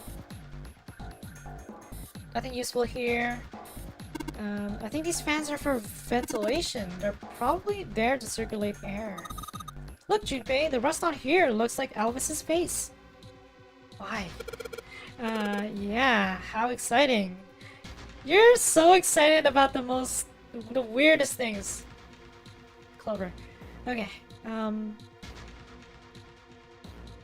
Oh, what the? There are 4 indentations on the desk. I wonder if I'm supposed to put something into them. Well, clearly that's what it's saying. It's a pipe, yeah. There are 3 monitors here. The power zombie, there's nothing on any of the screens. The keyboard, let's just tap a few keys, see if we can wake this thing up. Damn, no dice. That's a pipe. There's a cabinet underneath it. Oh, there's a piece of paper in here. What have you found in there, Junpei? Looks like someone was working on a solution. It's got some handwriting on it, too. New material has been added to the file screen. The document says 9-panel cross puzzle, first draft. On it, it was found in a filing cabinet in a small cluttered room. Since this says first draft, then presumably it was approved upon in the second draft and the third and so on. 9-panel cross puzzle, first draft. 1 + 2 + 3 = 6. Find the sum of the numbers aligned horizontally and vertically. Do not calculate the errors that are colored in. I hate these puzzles. Okay. Hold on a second. Find the sums of the numbers aligned horizontally and vertically. Base plus A? Base plus A? What does that mean? Okay. Let's back out. What is this thing? This screen is huge. Wonder why it's blue. Maybe if I touch it? There's something on the screen right now. What's this? There are 15 cells here with numbers and letters in them. Hi, Tora! Let me see that. Ah, I see. So whenever you touch a cell, the ones next to it turn on or off. You just gotta use that to make all cells on the right and the bottom green. Hey Junpei, I found this piece of paper under that thing. You wanna take a look at it? Do you think this might have something to do with the puzzle? It's a piece of paper Clover gave me. There are a bunch of numbers and letters connected by equal signs on it. Just like she said, this is probably related to the puzzle on the screen somehow. Thanks, Clover. This really helps. Alright, let's go back and try again. Anyway, it looks like I just need to make all the cells all green. Now, what's the hint? Oh, for goodness sake. Okay, hold on. So D is equal to 13. Wait, D plus 1 plus 9. 10 plus D is 13, so this is 23. So what? We need to make it all green. So what is 1 plus F plus F? 1 plus F plus 5. So this is 6 plus the F, which is... What's F? So we need to make this 21. Oh. Oh, okay. Oh dear. Oh dear, hold on. So it activates whatever's adjacent to it. I mean, we don't really need to use the puzzle, do we? This is a difficult one. Let's brute force our way through this again. 9 plus C. So what's 9 plus C? C is 12. Yeah, so they all have to equal 21 then. So D plus 6. D is 13 plus 6 is 19. So what's this one at the end? No, that's definitely not it. So it actually has to be... Is it 21 or does it equal to... Wait, 6 plus F. What's 6 plus F? No, it is 21. Then 9 plus C is 21 as well.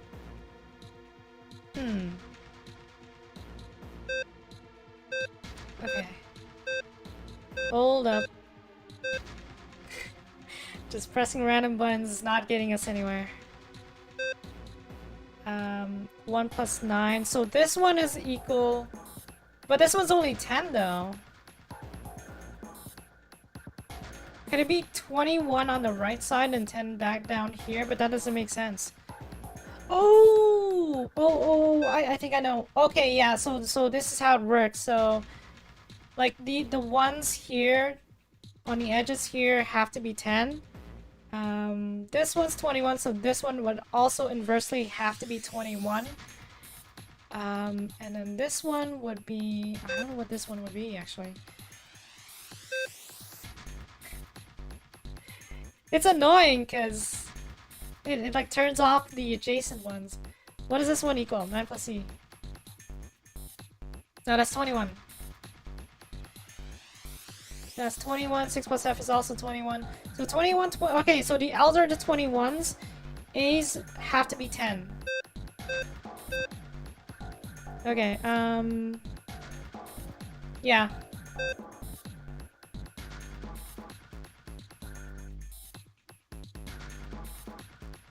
You're right. It just say L is equal to 21 equal A is equal to 10. Okay, so we have to turn these on. Oh jeez, okay. So we've got those two, so this one has to be 21. 6 plus F. 6 plus F is, so we have to turn the B off. Okay. And now...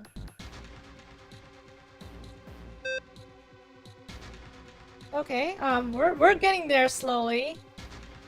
So we need to turn this one on now, 6. And then we gotta turn the D off.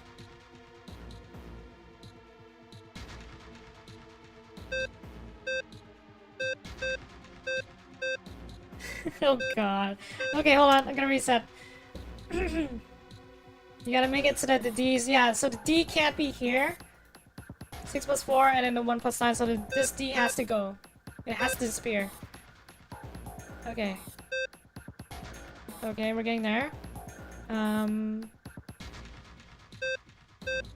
Nope!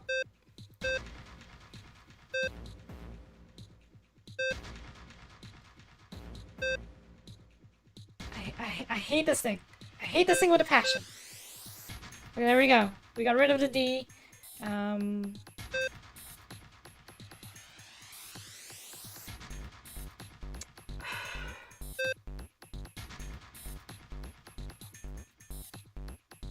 What's B and C? What's B and C?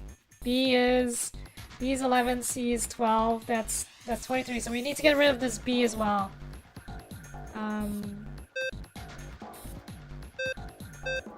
Yeah, so the D and the B need to go. Okay, there we go. You did it, Junpei. You're so smart. We did it, chat. You seem to have done an excellent job and solved the puzzle. Just what I would have expected of you, Junpei. Hey, come on, you're embarrassing me. Whoa, whoa, whoa, don't get cocky, kid. We don't got time for that. Look at this. Check out the right edge of the control panel. The lid slid open and something came out. Oh, wait, what? The cross symbol. A metal plate shaped like a shield. Clover didn't see Junpei sweatingly like bullets over the panel. Okay, let's keep going. Let's keep going. Sorry, give me 1 second. Jeez, and this is why I should have gotten water before stream. Anyways, so let's go to this one. This monitor is part of the machine. It's really dim though. It's got a map of the world on it, but I can barely see it. Oh, so this is the puzzle for... Hold on. Where's the file? This one. South, west, southeast, northeast, east, northeast. Junpei, it looks like there's a compass on there. Ah, now I get it. What do you mean? I guess you weren't there, Clover, but I solved the puzzle like this one in the wheelhouse. I think I just need to do the same thing here. The important part is the nautical table we found. I just have to match up the directions in the compass with the lines on the nautical table. I used the steering wheel in a wheelhouse, but this time I think I'm going to use the wheel attached to the side here. Okay then, show me now, of course. Maybe I ought to run through the instructions. This looks like it probably works the same way as the steering wheel in the wheelhouse did. If I just touch the direction I want it to turn to, the compass will turn in that direction. Then I just gotta press stop when the compass is pointing where I want it to. I'm betting something will happen if I can do it right. Alright, let's do this. So we gotta go south first. Southwest, okay.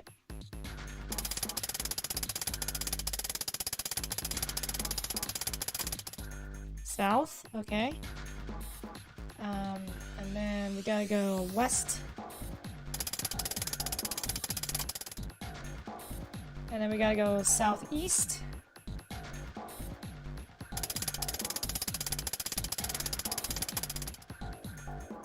And then we gotta go northeast.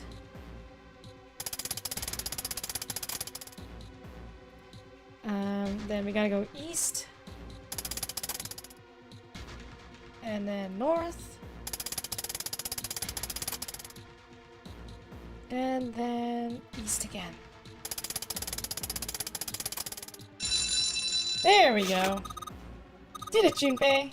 Good boy. Who's a good boy? Ah, knock it off. Hey, we don't have time for screwing around right now. Check out the right side of the monitor. It just kind of slid open and something came out. Oh yeah. I heard a noise too. You know that big box in the hall by the exit? I think it made a noise, like something unlocking, you know? Noise, huh? Metal plate shaped like a shield. There's a symbol that looks like a steering wheel engraved on it. Clover and Jim, this... I ship Clover and Junpei. Steel cabinet with a double door. Let's see what happens when I... Whoa. Well, now we've got something on the screen at least. Huh? What is this? Oh, wait a minute. I saw something like this when I figured out that Morse code puzzle back in a communications office. Morse code, yeah. The dots on here looks like bits for Morse code. There's 2 dots on the first line, 4 on the second, and 1 on the last. I'm afraid I don't understand. Well, perhaps you should give it a shot anyway. Alright, I'll try. Before I do that, though, maybe I ought to run through the instructions. If I just tap the button, it'll enter a dit. If I hold the button down, it'll enter a da. Once we enter our answer, it'll automatically determine if it was the correct answer or not. Alright, let's do this. Wait, what?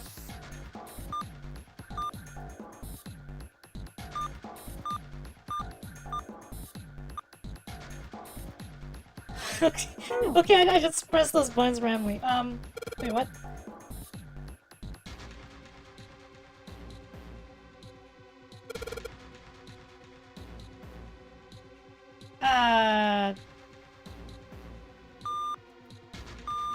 I actually don't know what the answer to this is.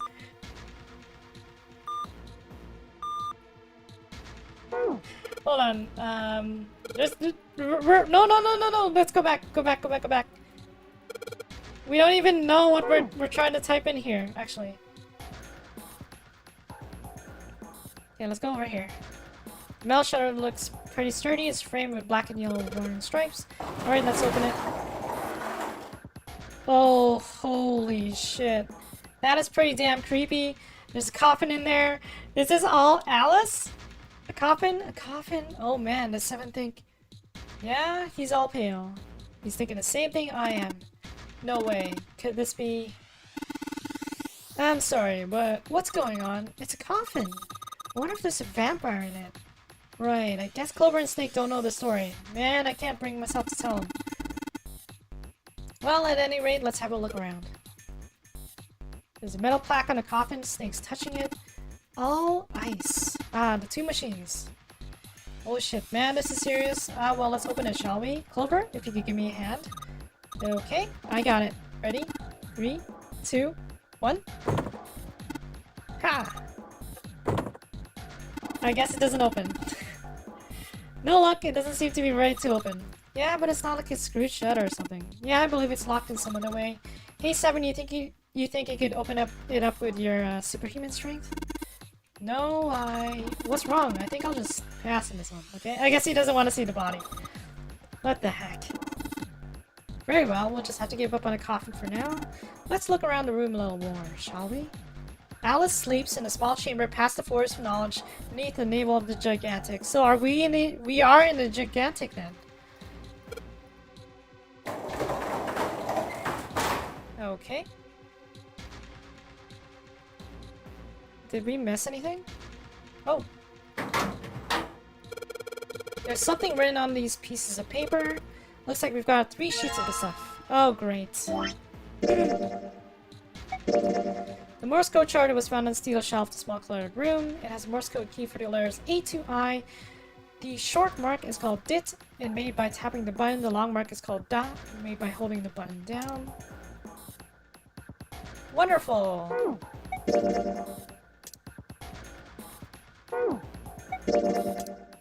So we have all the letters. But what are we actually supposed to spell out? Okay, what's over here? There are piles of crap everywhere. This is a pretty impressive mess. If we try and search every one of these, we're gonna be at it till the cows come home. Well, that doesn't seem too bad. We won't have to go bring them in ourselves then. Don't you get smart with me, kid. How about we deal with this area later, okay guys? We should try something more promising. This thick metal door is blocking our way out. It's locked and can't get it open. The card reader says lock. I'm not going to be able to open this door until we find the card that goes to this thing. Are you saying that we have to spell out Alice? Maybe. I'll try that.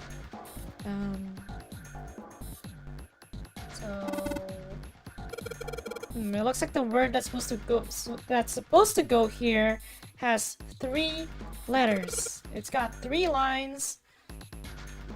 And I think each line is one letter. I see. Well, if that's the case, then perhaps the letters you need are made up of 2 symbols, 4 symbols, and 1 symbol, respectively. After all, isn't that what you just said? One line has 2 spaces, the next floor, and the last one only has a single space. I see. So in other words, I've got to enter either the dots or the dashes. In a set of 2, in a set of 4, then just 1. Yes, well, so it would seem. But there's only 3,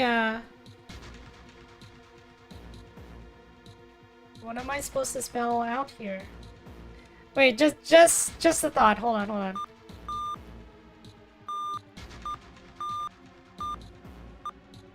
Nope. I spelled out ace. Oh, what 3?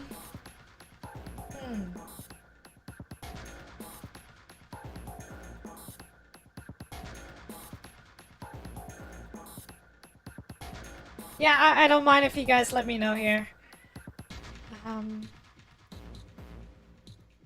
What do I have to spell out?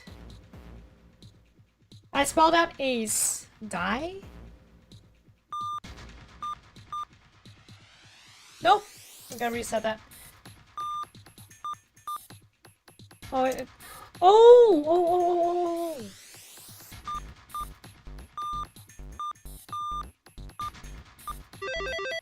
You're right.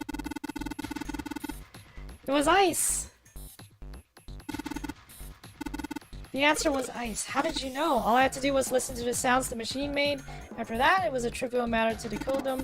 Ah yes, I believe I heard a noise from somewhere on the right of the device after you solved the puzzle. It sounded rather like something sliding open. Did you see anything that could have made the noise? Yeah, that's true. Ah yes, one more thing. I heard a sound from behind the shutter. Perhaps the coffin is unlocked now. What? A metal plate shaped like a shield has some sort of weird pattern engraved on it. I don't know how to describe it. Considering where I found it, it's probably a code. Okay. Nope. We're done this puzzle. No, we're not going there. Where is it? Where's the shutters? Damn. I can't.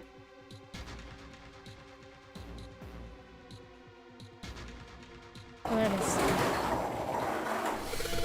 is. Alright, fine, I'll open it. Oh! Thank you for the raid! Hello guys, hello raiders! Okay, Junpei. You can do this. It's just a box. It's just a box. Oh, holy shit, this is a coffin. There's going to be something horrible in there. I just know it. Okay. Deep breaths. Here we go. No, there's nothing in here. Alice isn't in here, guys. We just got trolled. Raiders! Empty? Seven's just breathing a sigh of relief right now. Oh man, there's no way in here. Shit, can't believe I was scared of something like that. Oh man. Thank you for the follow, Jake. What do you mean nobody? Were you expecting someone to be in there? It's a long story. It's Junpei about it sometime. Thank you, Evan. Well, just like Seven said, there's nobody in there. There's something in there, though. I hope it's another one of the little symbol things. Well, 2 somethings, actually. What is that? What is what? Ooh, here we go. There are 2 things on the bottom of the coffin. Looks like we've got a plate with an emblem on it, and the Neptune key. Yes, we finally found it. Now we can get through the hallway. That's correct, Clover, but we do need to get out of this room first, you know? Yeah, I know. Okay, let's get the hell out of here as quickly as possible. I don't have any objections to that. I don't think we'll use the Neptune key in this room. It's really important though, so I'll keep it in my pocket for now. As far as this other thing goes... metal plate shaped like a shield. And then I think we have to go back to the computer. Come on, Junpei, knock it off, alright? There's nothing over there. I just want to be sure, okay? Jeez. Now we can put these things in. Nope, nothing's happening. Wait, what's Snake doing? I feel symbols engraved just above each indentation. On the upper left is the steering wheel symbol. On the upper right is the cross symbol. On the bottom left, the mysterious circle symbol. And lastly, the waffle pattern is engraved near the bottom right indentation. Additionally, each symbol seems to have been given a number. 1 steering wheel, 2 cross, 3 mysterious circle, and 4 waffle patterns. Perhaps we need to insert the emblems in this order. That order, huh? Okay. So what was it? Steering wheel top left? Whoa. Well now, we've got something on the monitors at least. Ooh, what's that? Looks like some kind of puzzle. I wonder if these are the rules. Here, I'll read them to you. When you touch a numbered area, that area will be selected, and it will turn blue to indicate this. Touching a numbered ball after selecting an area will cause that ball to be moved to that area. However, you cannot move the red balls. You can only move 3 to 5 balls into a single area. So, is this like the Nonary game that we're playing right now? Press the check button once you have moved all the balls. If we replace the balls with like participants, right? Anyway, the digital root of the balls in an area must match the number for that area. That's it. I still don't really get it. Whatever, like they say, practice makes prefects. Let's give it a shot. Don't you mean practice makes perfect? Hey, let's see you solve the next one. Then you can make fun of me. Junpei has been solving every single puzzle. Okay. So we gotta make a digital root of 6. And then... oh no. Hold on. It needs 3 to 5 for each, right? No, yeah, this is right. And then we just need to make 12. We can't move the red balls. What is this? Some kind of Nonary game? Yeah. So we're gonna make a digital root of 3. 12 would work. 21 would also work. 8 plus 7 is 15 plus... No. There are numbers left. Oh, we have to put all of them there?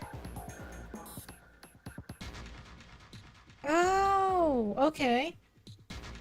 Okay, so... except for number 9, we can't move the red ones. So wait, hold on. If we add 5 and 4 to this, so 9, 10... 9, 10, 13, 15. Yeah, so... No. This would go here. There we go. Okay, this is it, right? But nothing's happening. There are still 3 more indentations left empty. I imagine something will happen when they are all filled. Doesn't that seem likely? Yes, it does. So what's this next one here? Oh, what items do we have? Alright, I guess nothing happens if I put that there. Junpei, don't you think you maybe put the wrong one in? There are symbols in each of the indentations, right? There are numbers too.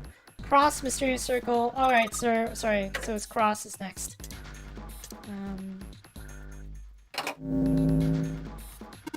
Hey, Junpei, something just showed up on the screen. This puzzle sure looks a lot like the last one. Yeah, but there's more of those red balls you can't move. The numbers for each areas are different too. It looks like it's got the same rules as the last one though. You sure you don't want to double check that? Nope, I'll be fine. If I get confused, I can just look at the screen over there, right? Anyways, like they say, a picture is worth 1,000 words. Junpei? No. Isn't that a picture is worth 1,000 words? Hey, shut it. At least I'm trying, alright? Junpei's such a dork. Okay, I'm assuming you're just gonna make 10 with this one. Oh no, we can't. Oh, we can. But we need 3.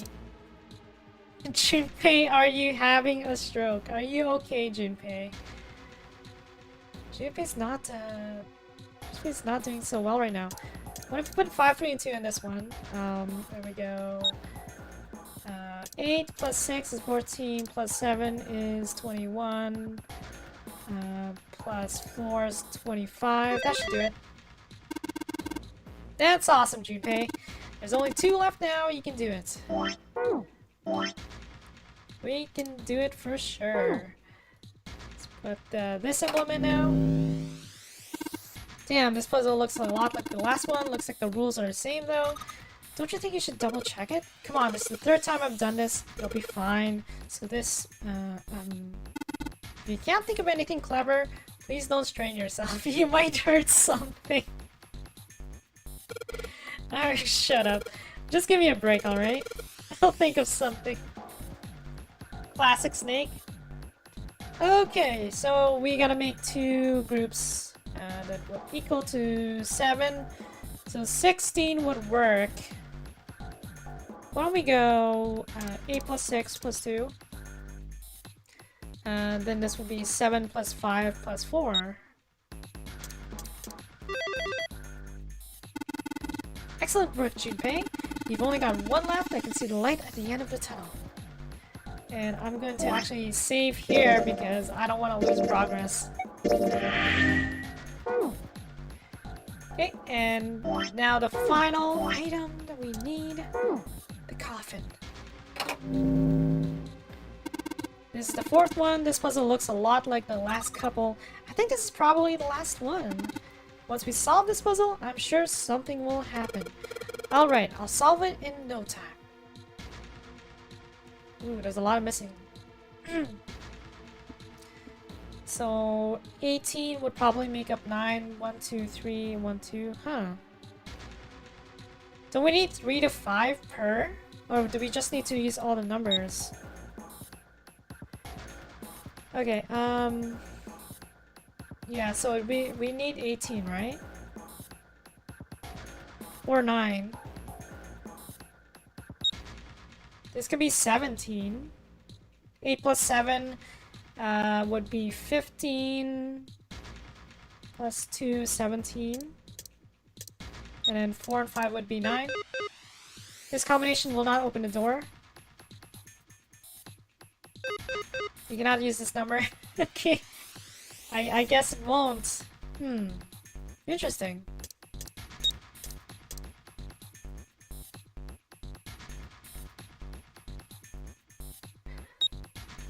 What if 5, 9, 11, 18, 26 is gonna be an 8. There we go. Underneath the keyboard. Way to go, Junpei. You answered all the questions. Damn, Junpei. Good job. Hey, did you hear something right now? Yes, I heard that as well. From the bottom left corner of the desk, I believe. A picture. Oh, snap. Here we go. What the? That's the 9th man. That's probably Guy X. That's Cap. And, oh my goodness, that's Ace. What the hell is this? This man with a mustache on the right. He's the same guy we found murdered in the captain's quarters. Undoubtedly. He had the zero bracelet on his left arm. The heads of Cradle Pharmaceuticals that were behind the Nonary Game. And the second man, with the glasses and a doctor's coat. He's the 9th man. 9th man. The one with bracelet number 9. He died after he went into door 5. But this guy, the one in the striped suit. Oh man, that's Ace. Yeah, I guess it is. No doubt about it. But what does it mean? What is Ace doing in this picture? Not only Ace, the 9th man and Cap too. And they look happy, like they knew each other well. They knew each other well. These guys, these are evil men. Why? How? How in the world are these 4 men connected? You say Ace is in that picture? Yeah, it doesn't look like it was taken recently though. Ace, the 9th man, and Cap all look about 10 years younger. About 10 years younger. Ah, so the 9th man and the man you found murdered in the captain's quarters are also in the picture? Yeah. Is there anyone else? Or are there only 3 people in the picture? I'm afraid I can't see The other it. one is Guy X. No, there's one more guy. He's got kinda long hair, he looks smart, but a little cold. He's the only one I don't recognize. What's the date of the photograph? It doesn't have one. Did you look on the back? The back? Yes, the reverse. The other side. Turn around. Huh. Praying for the success of the Nonary project. Praying for the success of the Nonary project. With Nijisaki, Kubota, and Musashido. Nijisaki, Kubota, and Musashido. Then the 4 men in this picture were the organizers of the Nonary game 9 years ago. Called it. That means Ace, the 9th man, and Cap were all responsible for making it happen. But I feel like I should be more shocked about this. Somehow Junpei's not shocked. It's almost as if that's just how things were always supposed to be. Why? Why am I not surprised? Ace was the one in charge of the Nonary project. But then why? Why am I so calm? Why is Junpei so calm? It's like I already knew. It's like I already knew. Just like when we opened Snake's coffin, Junpei somehow knew how to open a coffin. So there's something going on here. Ah, of course. I understand now. Ace was the CEO of Cradle Pharmaceuticals. That's right. He was the one who invented the game 9 years ago. He was Gentaro Hongo. His mind couldn't have been erased because several people died in that timeline where he knew how to take off the bracelet, which included Clover, and there was another person that died. Ace murdered them. But yeah, he definitely couldn't have gotten his mind erased. Ace is... I had my suspicions from the beginning. Their voices were similar. Too similar to be a coincidence. I could never forget his voice. It was the voice of the devil. It was the voice of a devil. I couldn't be sure, though. After all, I had no way to check. I certainly couldn't ask him. Even if I had known, however, I would never have told you. Zero made it quite clear what would have happened if I did. Right. Oh my gosh, I had no idea. Huh? I didn't know that Ace was Hongo. Oh, yes. I suppose you wouldn't have. 9 years ago, you were in Building Q in Nevada. 9 years ago, you were in Building Q. But Nevada. Hongo was in the Gigantic with us. I know. That's why I didn't know what Hongo looked like. But why? Why didn't you tell me? So yeah, Clover was in the Nevada test group. I mean, I'm your sister, right? You could have told me. I'm sorry. I apologize for keeping this from you. But if I'd told you, Clover, you would have told everyone else. And if you did, then I would have been forced to tell them about what happened 9 years ago. I had to prevent that. Right. Hey, Junpei. You think I could borrow that picture for a sec? Sure. Hongo, Kubota, Nijisaki, Musashido. Seven's amnesia is gonna go away, probably. Hongo, Kubota, Nijisaki, Musashido. Hongo, Kubota, Nijisaki, Musashido. 7, please have an epiphany right now. Hey, 7, do you... Shut it. Just be quiet. I'm this close to remembering. This close. Hongo, Kubota, Nijisaki, Musashido. Cradle Pharmaceuticals. Nonary project. Shit. Oh, here we go. What? What's wrong? Holy shit, this is nuts. What's nuts? I remember Remember what? everything. Everything? Get ready for a lore dump. Yeah, I remember all of it. My memory's back. I remember what happened before I got snatched. Hey, here we go. What? Let me tell you what happened. Like Snake said, Ace is Hongo Ace is Hongo. from the right. The other three are Musashido, Nijisaki, and Kubota. Musashido, Nijisaki, and Kubota. Musashido was the man with the cash. So he was the benefactor. Nijisaki was Hongo's right-hand man. And Kubota developed the actual technical details of the experiments. So this is Nijisaki. He was Ace's right-hand man. Kubota developed the technical details of the experiments. How do you know all this? Come on, man, I told you, I finally got my memory back. No, that's not what I mean. I'm trying to ask you why you knew all this stuff in the first place, before you forgot it. You really want to know? Of course. Me Tell too. us. This is gonna take a while. Hell, it'll probably take me a good 3 days to tell you everything. If we look at the clock, technically we're on a 30-minute time limit. So can you speed through Well, this? we don't have 3 days. Just give us the short version, all right? Short version, huh? All right, fine. I'll give it a shot. No promises, though. I'm a detective. For taking It's a little awkward to say this about myself, but you could probably consider me a lone wolf type. I hold to my own code, as I think doing what's right is more important than doing what you're told. That's why I followed my gut that night. A slim lead brought me to the wharf. It was 9 years ago. 9 years ago. The wharf had been cold as fuck, and I could barely see squat.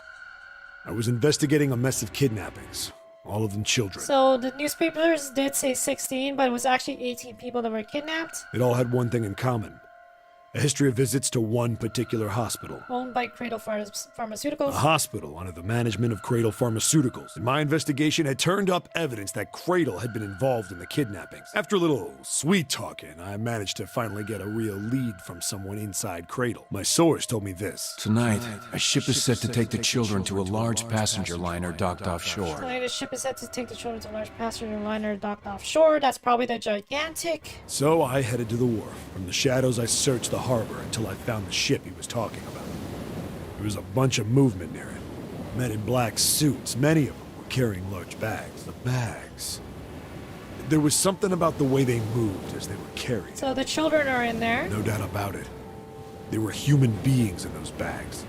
I moved before I realized it. I came out of hiding with my gun already in my hand. Don't move. I felt metal touch the back of my head. Drop the gun. I could kill you right now. It'd be easy to get away with it, too. Just tie an anchor to your feet, and no one would find you for a week. Not what you want. The fish here would love a meal. He kept digging the cold metal thing into my skull. There was nothing I could do. I did what he said and laid my gun on the ground. Then suddenly, there was a sharp pain in my neck. A needle. He probably got injected with Soprol. A drug? That was my last thought. My face hit cold concrete. I was out like a light after that. I woke up on a hard floor. Damn it! Shit, my head! I did a quick once-over of the room. This was the confinement room. Where am I? A small, shabby bed, a dirty sink, a toilet with no privacy. Always with the pipes, guys. I'd seen it countless times as a cop. I'm in a cell, huh? Facing the toilet was a door set into the wall. I was still pretty woozy, but I made my way over to it. I pushed and pulled on it, but...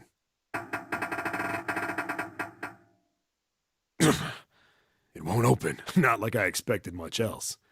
Would be dumb enough to put me in a cell and leave it unlocked. Threw myself against the door a few times, but it wouldn't budge. I knew it. I gave up and made my way back to the bed and sat down. Didn't we listen to the story already? Huh. I sat there for a very, very long time. Who knows how long. Then, I heard a faint voice. There, over there, The it's voice the was ninth far door. away. I couldn't understand what it was saying, but I could hear one. It was pretty high, probably a little kid. Huh? No, it was several. I hear 5, or 6, maybe more. Where? I pressed my ear to the wall and tried to listen through it. No, that's not it. Left. It's coming from under the bed? He finds a vent under I the hauled bed. on the metal frame and flipped the thing over. And there it was. There's no way 7 can fit into this thing, but somehow he manages to squeeze into such a tiny The vent. bed had hidden an air vent under it. The hole in the wall was covered by a metal grate. I dropped flat on the floor and peered through the grate. I couldn't see shit, but I knew it in my gut. This was where those voices were coming from. Hold up. Why are there kids here? But then what my inside man told me popped into my head. Tonight, a ship is set to take the children to a large passenger liner docked offshore. Whoa, whoa, whoa. Am I on that ship? It didn't matter. All I knew was I had to get to those kids. I checked out the metal grate. Could I fit? No. I stuck my fingers in and grabbed it. And then... You know, taken out of context, it looks like 7's actually on the toilet in the screen, and he's he's doing the deed.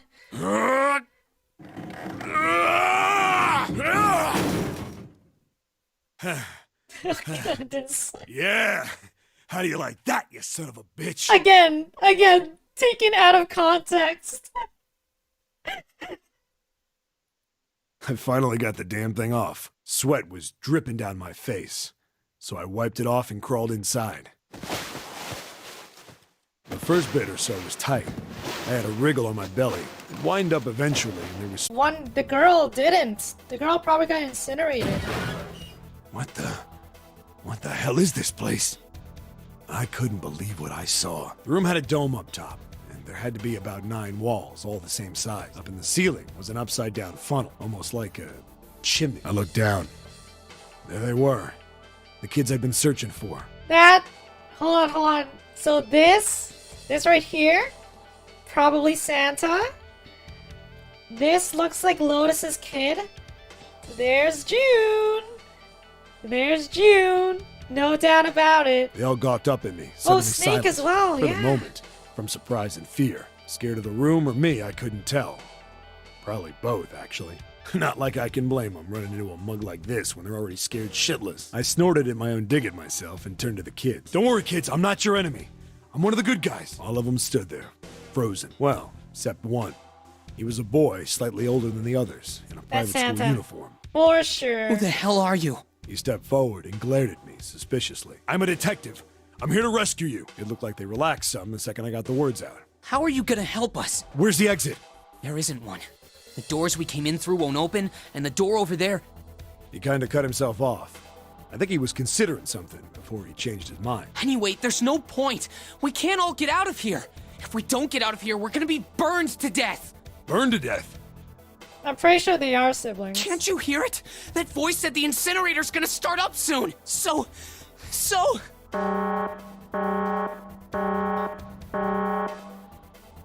The voice spoke again. Incineration will begin in 15 minutes. They only had 15 That's plenty of minutes. time. I looked back down at the kids. Looks like a good 20 or 30 feet to the floor. No way I could pull them up. Too big of a distance for any of us to reach. What the hell was I gonna do? That is true, though. That's a very valid point. Why weren't... Right, so maybe these two aren't siblings at all, in that case. But then I got an idea. Wait right there. I'm gonna be right back. What? Where is he going? Are you just gonna leave us here? They just got frightened again. I'm not the best at that kind of thing, but I tried to reassure them with a smile. Don't worry, all right? I'll be back, I promise. So just stay calm and wait right there. Got it? I didn't wait to hear them respond. There wasn't time. I had to hurry. Grab the bed sheets. Well, as fast as a guy could on his hands and knees. Didn't take me long to get back to my cell. Still no way out of there, but I had a plan. I needed something from the room. When I got it, I dove back into the hole and took off towards the incinerator. Why did they choose this screen? Out of all the screens, they chose the one that, it's just a picture of a toilet bowl. Then... Sorry to keep you waiting, guys. I tipped out the doorway and dropped down the rope I brought with me. Back in the cell, I'd torn the bed sheets into strips and tied them together to make a rope. It was sloppy, but it got the job done. All right, just tie that around yourself, okay? I'll pull you up one at a time. All right. Right! Huh. Wait a sec. Something was off. There were more of you before. Where'd the rest of you go? The boy in the uniform answered. I let them go on ahead. We opened the number 9 door and they left. Okay, so they got left behind. What? You're telling me you opened that door? That's what I said. Then what the hell are you doing here? We couldn't go with them. Why not? Look, the only people who can go through the numbered door... He was in the middle of explaining when...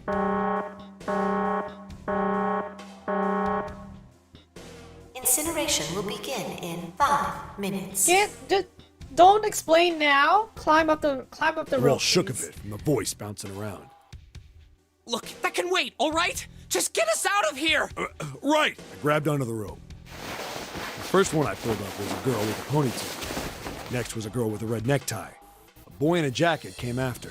He said he'd climb up on his own. The boy in the uniform was the last up. Like the other kid, he climbed up the rope himself. He looked pretty scrawny, but I guess he was stronger than he looked. He moved fast, but when he was almost to me, we heard some knocking. Everyone looked at the door. Oh? It had a thick, square window set into it. On the other side, an angry face was staring Yeah, it in. doesn't look like Akane died. God damn it! What's going on here? Oh, that's Ace. That's Ace talking for sure. Why is the room empty? Where the hell are those fucking kids?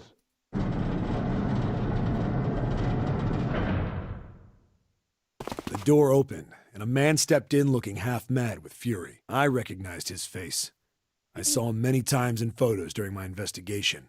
The man's name was Gintaro Hongo, the CEO of Cradle Pharmaceuticals. Good old Ace. Look at Hongo him. saw the boy hanging from the rope. Yeah! It was like he was an animal. He lunged for the rope. Hurry! I know! The boy in the uniform booked it up the rope. Get up here, Santa. You son of a bitch! Get back here, you little shit! 15 feet. 10. The second I could reach the kid, I grabbed him. I hauled him up and tossed him into the duct behind me. No! I do like Ace's outfit though. Hongo had lost it. His face didn't even look human. It was like the bastard pulled off his fake face. He was really a terrifying devil or some kind of damn monster. I quickly reeled in the rope, leaving a furious Hongo yelling at me from the floor. You fucking bastard! You won't get away with this! How dare you compromise this experiment! Experiment? What experiment?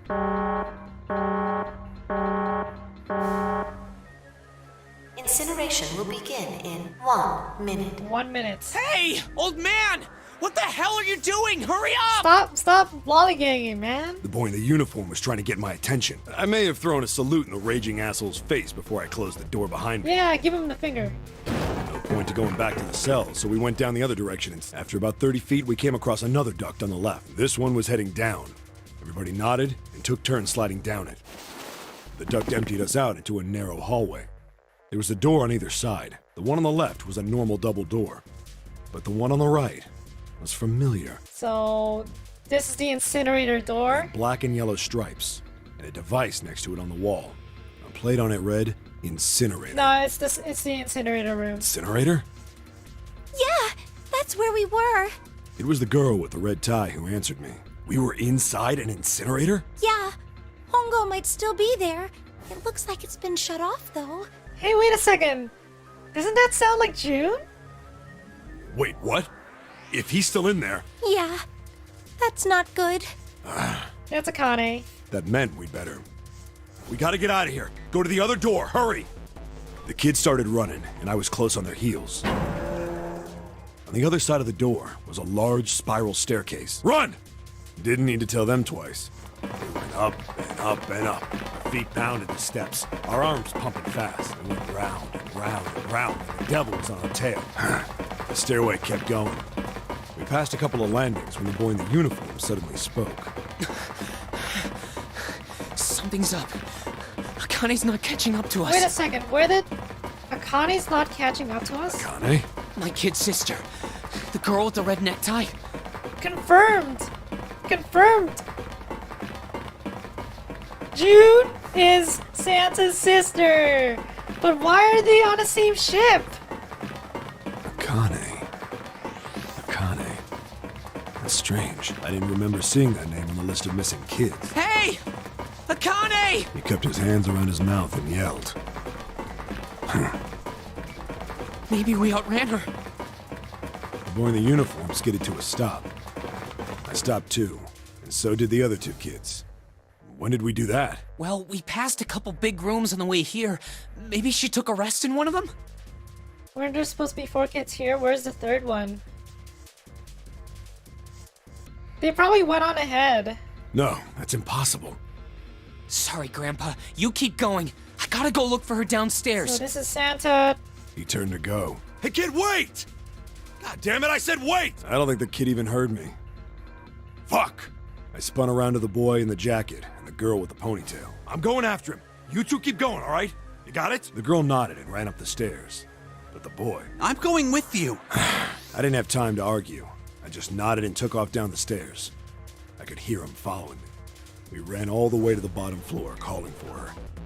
Akane was nowhere to be found. Right. God damn it, where the hell did she go? I could tell the kid was frustrated, and then suddenly, Help me! Somebody help me! Oh no. we heard a girl's voice. Akane! The boy in the uniform threw open the door and leapt into the hallway by the incinerator. We rushed in after him. I couldn't for the life of me believe what we were seeing. That bastard Hongo had Akane by the arm and was forcing her into the incinerator. Come on, goddammit, move! No, I don't want to! Let me go, please! Let go of me! Oh no! She planted her feet squarely on the floor and was struggling to get away. But Hongo was bigger and So stronger. wait, She wasn't gonna win. so the girl that died was Akane? But she's alive! Akane! My brother roared with anger and charged toward Hongo. Help me! Ah! You're too late! Hongo lifted Akane bodily into the air and threw her, still fighting him, into the incinerator. Before we could even blink, Hongo had leapt through the door after her. We saw him land inside. And then, the door slammed shut. We ran to the door. We did everything we could think of to get the thing open. But Fuck! It's no use! The goddamn thing won't move an inch! he started slamming his fists against the door. He was Oh, close to no. shattering his knuckles with how hard he pounded on it. Akane! Akane! Are you okay? You came back! Her voice was muffled, but all of us could hear the sheer terror. in Wait, it. it said Connie! It said Connie for a brief moment! What should I do? I think I'm trapped in here! Where's Hongo? He went out the other door! What? Warning. Warning. Emergency incineration command has been acknowledged. Emergency incineration. So you're just gonna incinerate her for the fun of it. Automatic incineration will take place in 18 minutes. Oh, 18 minutes. Please evacuate the incinerator immediately. That's plenty of Repeat, time. Emergency incineration command has been acknowledged. Are you fucking kidding me? It's the same damn thing. Are you there? Yeah, we're here. Just hang on, alright? We're gonna figure out a way to save you. His words would have seemed like a sick joke to her if she'd been able to see how white and bloodless his face was right then. Oh my goodness.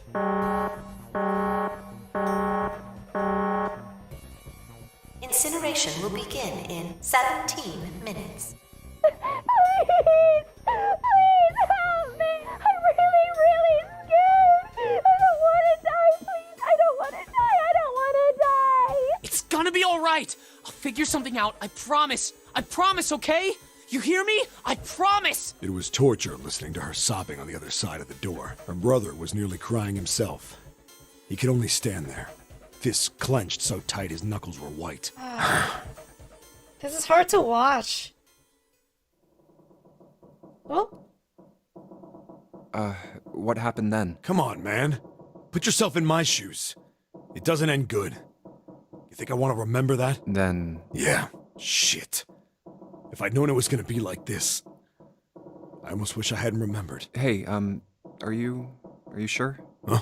Look, I don't want to ask this either, but do you know her last name? there's something I don't get. So if you could just tell me, did that girl, Akane, really? Yeah, I'm sure. There wasn't anything we could do. After a while, the countdown ended, and we heard something burning. We heard something burning. The fire stopped, but we still didn't move. Me and the jacket kid were frozen. The boy in the uniform collapsed as if he couldn't hold himself up anymore. A few minutes passed. The door opened.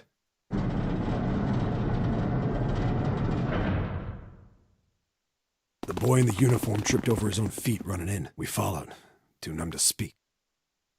The air in the incinerator was hot. Every breath made my lungs feel like they were on fire. It was like standing on hot asphalt. And in the middle of the room, I'm pretty sure I would have skipped over that screaming part. there it lay. The kid's legs were shaking so bad, I don't know how he managed to walk. I couldn't see his face, but his body somehow looked empty. Finally, he reached it. He fell to his knees as his legs gave out on him. And then, Oh.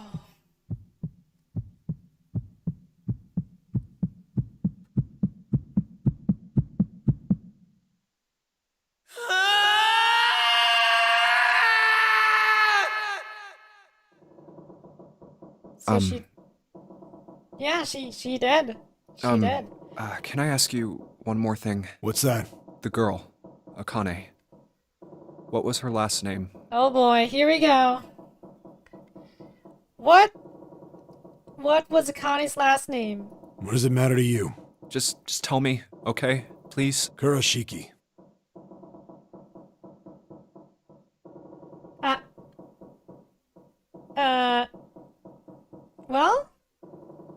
Well, Akane's dead. Is that a ghost? Is that a fake Akane? Her name was Akane Kurashiki.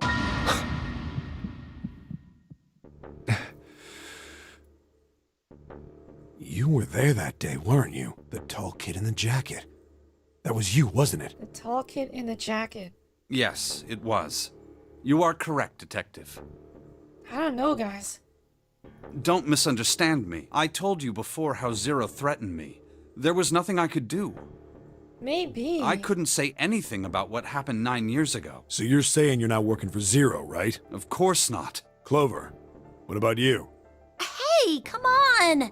You really think I'm working with Zero? She's not working with Zero. I told you before, you idiot! I was in Nevada, in Building Q. Right. I did hear that a detective rescued the kids on the boat, but I didn't know it was you. Well, I guess I believe you. Alright, let me ask you another question. Santa's real name is Aoi Kurashiki. Santa's real name is Aoi Kurashiki. He's Akane's brother. You know that? No, I didn't. Did you? But why did Santa take his own sister hostage? Oh, this is so weird. Well, yes. I know Aoi Kurashiki was her brother, but I didn't know he was Santa. At least not from the beginning. 9 years ago, he was in the middle of puberty. His voice is entirely different now. I'm ashamed to say that even my exceptional hearing wasn't able to make that connection. As such, I had no reason to think Santa was Aoi. When did you figure it out? Clover told me that Santa might have been one of the subjects of the initial experiment. It was only a short while ago, while we were leaving the library. When she told me that, I had a feeling. Santa is Aoi? Akane Kurashiki, June's brother? There's still a lot we don't know. I mean, like, a lot. But there is one thing I think we can say we know. What's that? The body we found in the shower room. It had to be Nijisaki, dressed up to look like Snake. Right. So that was Guy X. What? Come on, man. What kind of detective are you? You didn't figure that out already? Hey, go easy on me, man. I just got my memory back, alright? Cut me some slack. So, if we think about it, Ace technically killed his right-hand man and killed the 9th man as well. Well, if he is, the 3 murders make sense then, don't they? Yeah, that's right. Murder. Kubota blew himself up, but that was murder too. Kubota blew himself up because Ace told him that the rules changed and sent him into the door. So why did these murders take place? If Junpei is correct, and the body in the shower room was Nijisaki's, that means all of the people who were murdered were involved with the creation of the Nonary project. The only one left is Ace. Kubota, the person who conducted the actual experiments. Nijisaki, Hongo's assistant. Musashido, the man who financed the project. Who killed Musashido, though? You mean this was all just revenge? Santa is Zero. He's getting revenge for the death of his sister. That's why he killed them. No, I don't think Santa actually murdered anyone. If I'm right, then it's not hard to figure out who the next victim's gonna be, is it? I'm pretty sure I don't have to tell you. Yes. Yep. It's gonna be Ace. Right. The next target will be Gentaro Hongo. The person who planned the Nonary project. In other words, Ace. What?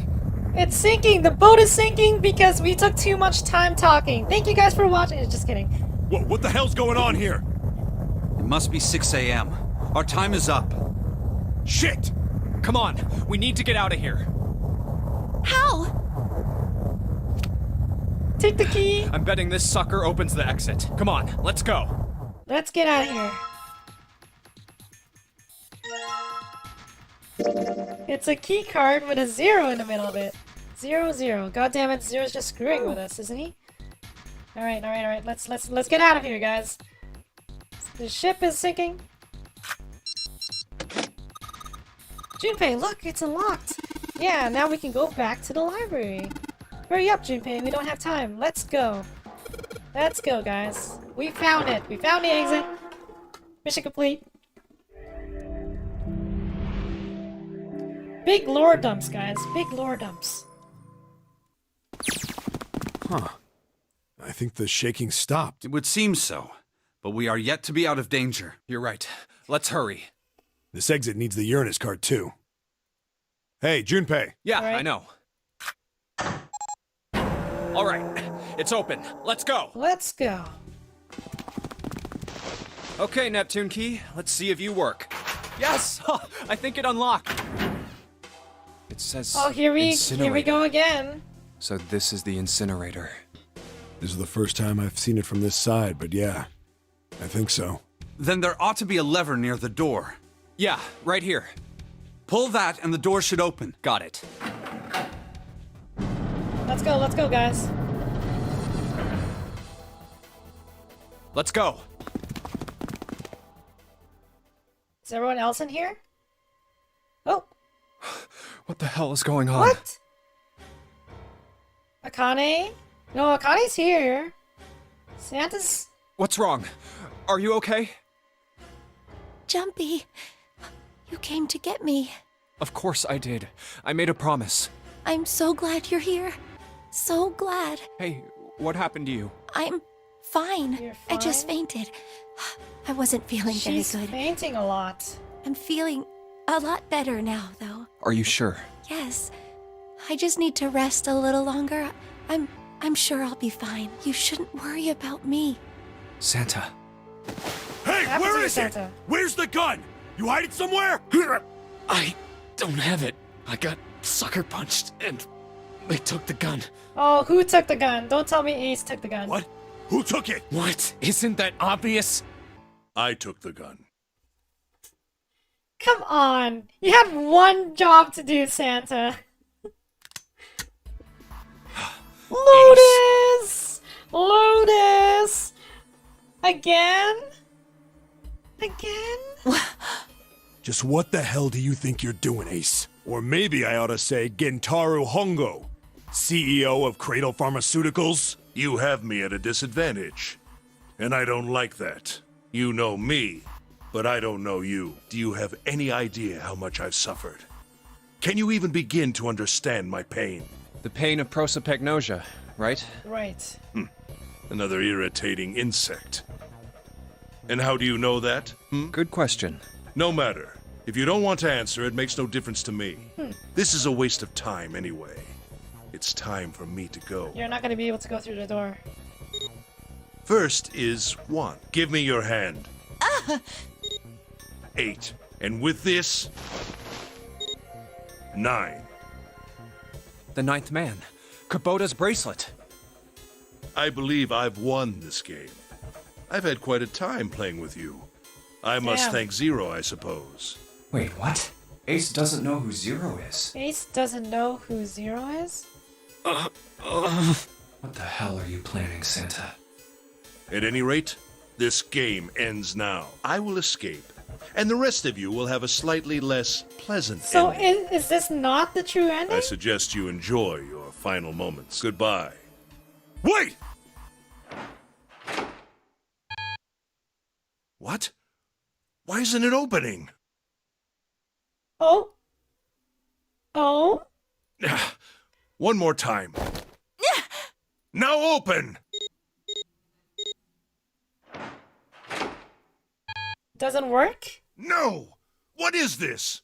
Was Why? this a trap meant that Santa or Zero did? That digital root should be 9! It has to be 9! Then why? Why isn't it opening? Now! Yes! 7! 7 to save the day. Ugh. Oh, that was close. Too close. Thank you, Seven. Don't mention it. Just one punch ain't enough for this piece of shit. After what he did 9 years ago, I ought to rip him to pieces. But if a suspect can't talk, they ain't much good. That's right. Once he's locked up in a cell, we're gonna have a little chat. 9 years ago? Then you must be... Yeah, you finally figured it out, dumbass. Ace, you killed Kubota, Nijisaki, and Musashido, didn't you? So Ace killed all three. But how did he kill Musashido? Musashido was the guy with the 0 bracelet in the captain's room. Wait, Nijisaki? Oh, right. You don't know yet. All right. We'll just go through them in order then. Let's start off with Kubota. You talked to Kubota and managed to convince him to go into door 5 alone. You killed him without making it look like you killed him. The way I figure it, you had 4 motives. 1. In the Nonary game, the number 9 is dangerous. So he wanted the bracelet. Whoever had the 9 bracelet could join whatever team they wanted. Adding 9 to any number doesn't change the digital route, which means that number 9 could do whatever they wanted. You wanted to remove that threat as soon as possible. 2. You wanted the number 9 bracelet for yourself, so that you could make use of its power. In fact, you did use it in the murder of Nijisaki. So he murdered Nijisaki because he thought it was, that they were Snake. Of course, he has prosopagnosia, which means he can't, recognize people's faces. 3. Even if his number hadn't been 9, Kubota was a problem. He knew your past. He knew what had happened 9 years before. You needed to silence him before he told anyone. What a snake. 4. But last, and perhaps the most disturbing, you used Kubota as a test. You wanted to know how serious this Nonary game was. Was it truly life or death, or simply a harmless prank? You convinced him to break the rules so you could see what would happen. That was why you killed Kubota. But he was only the first. Next was Nijisaki. While everyone was off looking for the missing parts for the Reds, you ran into Nijisaki near the big hospital room. However, because of your prosopagnosia, you didn't realize he was Nijisaki, chiefly because, when you met him, he was dressed like Snake. Right. That was why you thought Nijisaki was Snake. No, that's not... That was Nijisaki? So yeah, he didn't actually mean to kill Nijisaki, but his prosopagnosia, he couldn't recognize him. Why? How did... I'll get to that. Anyway, you thought he was Snake. Snake was one of the kids in your experiment 9 years ago. You remembered him because he was the blind kid, but his presence made you think. Snake was one of my subjects 9 years ago. He probably hates me. But if that's true, why isn't he saying anything? Is he keeping quiet because he can't see? Or perhaps he's working with Zero to get revenge on me. Whatever the reason, anyone who knows my past is a threat. Before he tries anything, I need to get rid of him. That was when you decided you had to kill him. The murder weapon was Kubota's bracelet. You just waved it over the red. Right.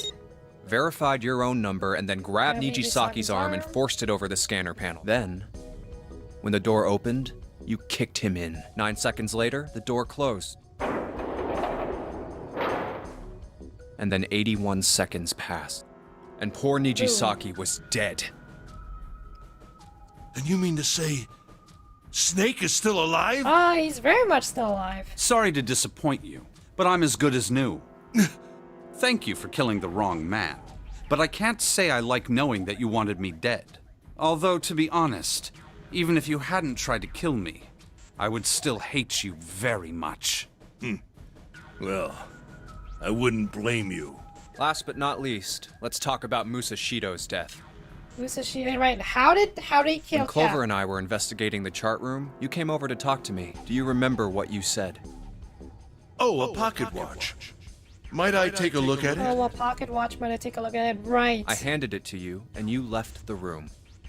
You had been in charge of the Nonary project. Of course you would have known the solution to every puzzle. So this was the exact same puzzles that the first Nonary game people did? Which would mean that you also knew how to get out of the wheelhouse. All you had to do was place the watch in the indentation on the door to unlock it. With the door open, you could enter the captain's quarters.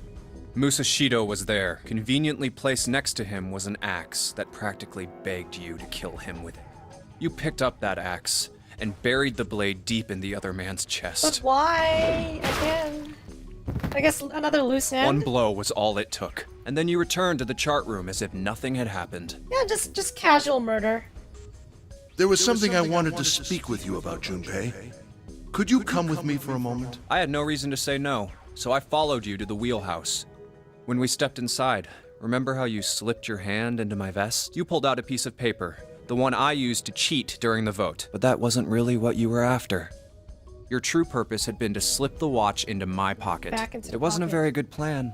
Had way too many holes, and someone saying the wrong thing could have brought it all down around you. You must have been desperate. But what made you willing to risk it all to do it? Ace, Musashido's murder is the only one I don't understand. You obviously did it. But why? Yeah, why did you kill Musashido? Because of this. What's with the paper? Just read it. Let's see. Number 1. There are 2 ways you might survive this ordeal. Number 1, there are 2 ways you might survive a ordeal. Oh, so Ace also got a piece of paper from Zero. The first is to win the Nonary Game. Okay. The second is for you to confess your sins of 9 years past. Confess your sins of 9 years past. I've prepared a camera in the captain's quarters. The images captured by that camera will be streamed through a satellite and distributed across the world. Simply look into the camera and repent. Once you have confessed everything, I will release you from this ship. To make your confession more credible, I have left you a witness in the captain's quarters. A witness in the captain's quarters, which was Musashido. So he wanted to get rid of all witnesses then. Perhaps he will confess with you. The decision is yours. Do as you please, Zero. When I awoke in that room on D-Deck, I found that in my pocket. That was why I chose door 1 when we voted. If I went through that door, I knew I could get to the captain's quarters. As you said, I knew how to enter the wheelhouse. My plan was to find the pocket watch before anyone else. If I could, then my alibi would be set. At least, that was the plan. Unfortunately for me, you got to it first. That sleight of hand was the best I could manage on short notice. You meant to kill him from the beginning then?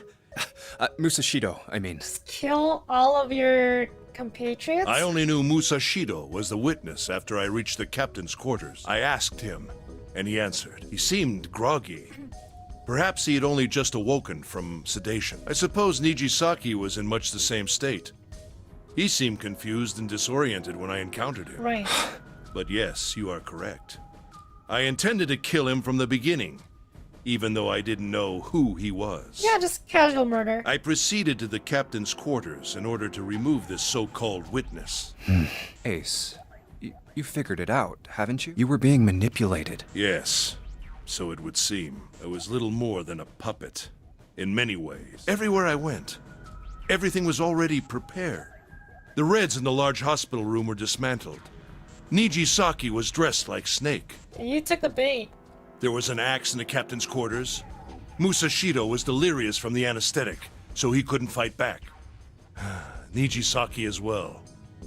In retrospect, I can't understand how I could have fallen into such a simple trap. But yes, this was a trap. You're paying for it. It was Zero's trap, and I fell for it, hook, line, and sinker. I did everything he wanted me to do. Yeah, by manipulating you, Zero was able to kill 3 people and keep the blood off his own hands. Ace literally killed the 3 other people that were behind the Nonary project. Single-handedly. All of this was revenge for what happened 9 years ago. That's why this Nonary game happened. Am I right, Santa? Huh? What the hell are you talking about?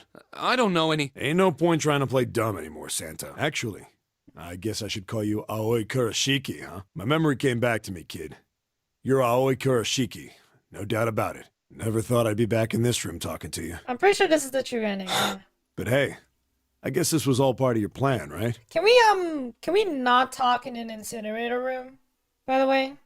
After all, the person who planned the Nonary game this time around was Zero. And Zero's you. Looks like you really do have your memories back, huh? Well, I guess there's no point in hiding it then. Yeah, you got me.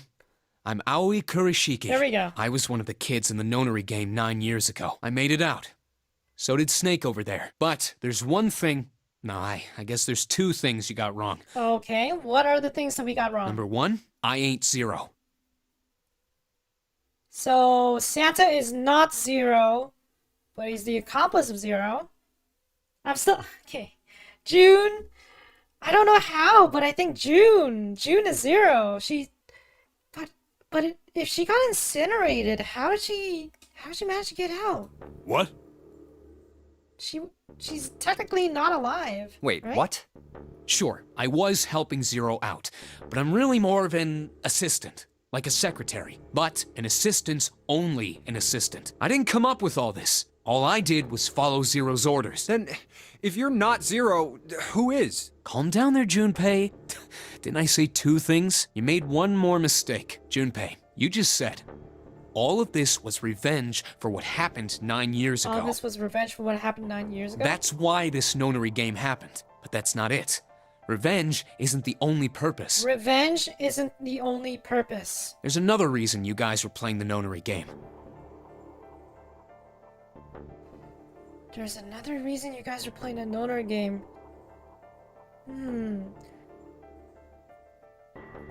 To save someone. To save someone. To save June? But how? She's already in the past, right? In the past, she's technically dead. Save someone? Right. You were brought here to help my sister. To save Akane. What the hell are you talking about? Akane Kurashiki died 9 years ago in this room. I was there. I saw... What? What? What the hell?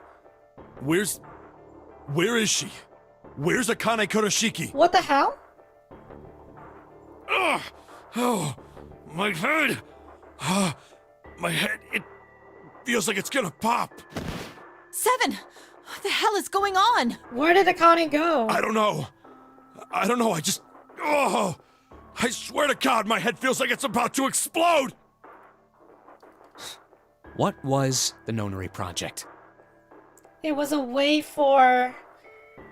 I'm sure you know already, but I'll tell you one more time. It was a project designed to test a particular phenomenon. Morphogenetic fields. And what was that phenomenon? For 2 organisms to communicate with one another in the absence of physical contact. Morphogenetic fields! The morphogenetic field theory. Could human beings use these invisible fields to exchange information? That was what this experiment was conducted to determine. There were 2 separate locations. One was the Gigantic, and the other was a building in Nevada called Building Q. The 9 children trapped in Building Q were faced with numerous puzzles, copies of identical ones on the Gigantic. So that was Clover's group. They were told to send their answers into the morphic field set and transmit them to their brothers and sisters on the Gigantic. The transmitters were put in Building Q, and the receivers were put on the Gigantic. Each sibling pair was supposed to be split up, but... Oh... Each sibling player was supposed to be split up, but... But there was a mistake. You were with your sister. You were with June. Akane was a transmitter. She should have been in Building Q. However, for some reason, she was placed on the Gigantic with the receivers, like me. Perhaps she was mistaken for someone who was supposed to be in Group A. Whatever the case, Akane ended up on the Gigantic. I think I've told you enough. You get it, don't you? Oh. I'm pretty sure you know where this is going, Junpei. Where what is going? Don't play dumb. You know things you shouldn't. Things you couldn't. Exactly. Like the code to the coffin, how Ace killed like all those people in like different timelines and stuff like that.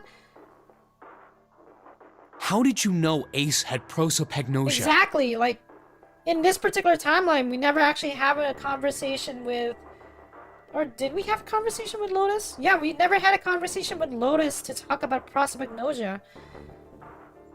How did you know why Ace wanted to kill Kubota and how Nijisaki was killed? Exactly. Were you surprised when you found out Ace was Hongo? And what about the coffin Snake was trapped in? How the hell did you open it? Junpei is technically a subject in this Nonary game, but he wasn't part of the initial Nonary games. So maybe this entire Nonary game was for Junpei to unlock his morphogenetic field? Maybe? I don't know. Well, that's... Oh. He knew because I knew. Junpei was receiving information that I sent to him through the morphic field set. Oh, is this Akane? Akane is a transmitter, so is Junpei somehow receiving this information from them? It's simple, really. How do I know the alternate futures then? Imagine a river that splits in two, like an upside-down Y. The river flows from the top to the bottom from a single stream into two branches. It only flows in one direction. It can never flow backward. Information is the same way. It moves from the past to the future, but never flows backward. That's why people at the river's source in the past will never know about those downstream in the future. But the people downstream will never know about one another either. Information only flows along the path on the river, but I am different.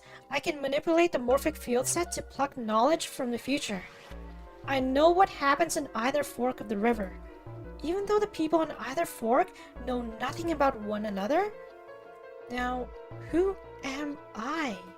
Am I the 9th letter of the alphabet? But I am also 0. No, I the 9th letter of the alphabet, but I am also 0. No, that's not true. I'm not really 0. Not yet, perhaps. You could say I am less than 0. 0 is my future. In 9 years, I will be 0. What?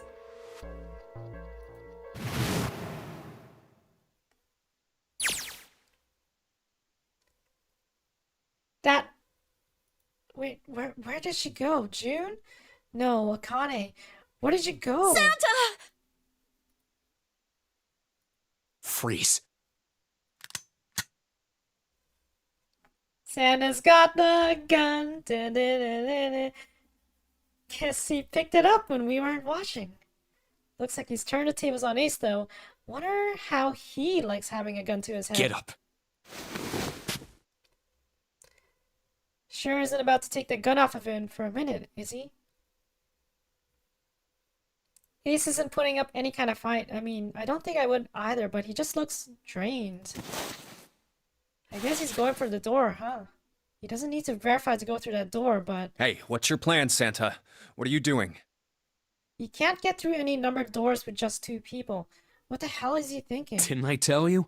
I'm Santa Claus. It's time for me to go make a wish come true. Oh, Akane's wish. That's it? That's all he's gonna give us? What the hell does that even mean? Shit, they're out. Wait, what?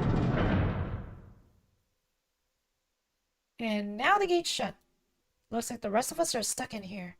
They're all looking at me. At least Seven's headache is gone. He seems to be alright. Well, I guess there's no harm in trying. Let's see if this door still opens. Damn. Well, it looks like this door isn't opening anytime Dude, soon. I don't even know why you keep trying. Like, literally, every single time we have opened a door, or tried to open one, it has never opened. Oh, you mean we're trapped? So it would seem. What the hell is Santa trying to do? Yeah, what is Santa doing? Oh my gosh! Oh my gosh, what? Have you considered where we are? There can really only be one thing Santa would do now. Incinerate us? No. No, you can't be serious. Maybe we can still get out through door 9. There's the red. Yeah, alright, we can do that. So I'm just gotta... No, it's not gonna work. There's no way. The 5 of us can't open this door. 2 plus 4 plus 5 plus 7 plus 8 is equal to 26. 2 plus 6 is equal to 9. Or to 8.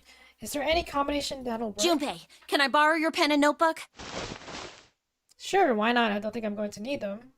Ever again. Well, she certainly looks purposeful. Looks like she's writing equations. A lot of them. Huh? Ah, man, she doesn't look very happy. What? Hey, no need to be ripping pages out like that. Jeez. What the hell are you doing, Clover? Give me that!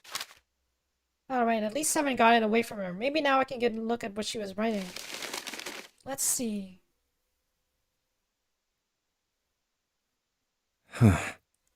2 plus 4 plus 5 plus 7. So, snake plus Clover plus Junpei and 7. So we would leave Lotus out for the one combination. What? And there's no other way? Looks like she figured it out. It's okay. Go. She's fine with it? Lotus. Come on, you know we can't do that. Oh, don't give me that. I'm sure you'd love to get rid of me. God damn it, you idiot! No.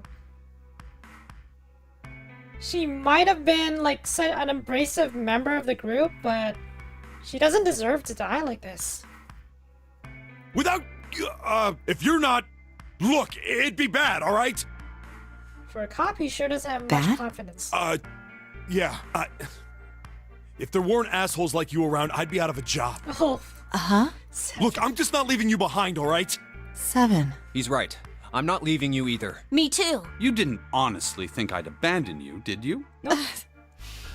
You're all Then idiots. we'll all die together. Act as tough as you want, Lotus. We can all see you're about to cry. That being said, however, I doubt we would be able to open the door anyway, even if we were to leave Lotus behind. Huh? Why? I trust you remember what happened to Ace? Oh yeah, Ace tried getting through with a number combination, but it didn't work. I couldn't see exactly what happened, but I was able to guess what he was attempting to do earlier at the red. Oh, yeah. No! What is this? Why? The digital route should be 9! It has to be 9! Then why? Why isn't it opening? Just to see. Why don't we give it a shot? Okay, Give yeah, it a I guess shot. we could try. Yes, that is what I said. We're probably stuck in here though.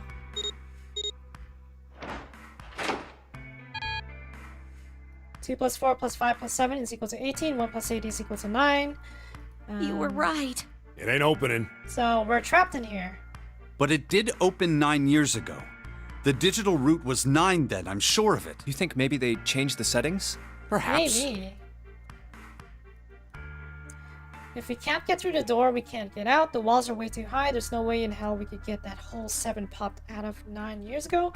All we can do is stand here and stare at this door with a 9 on it. I guess this is it. This is the end.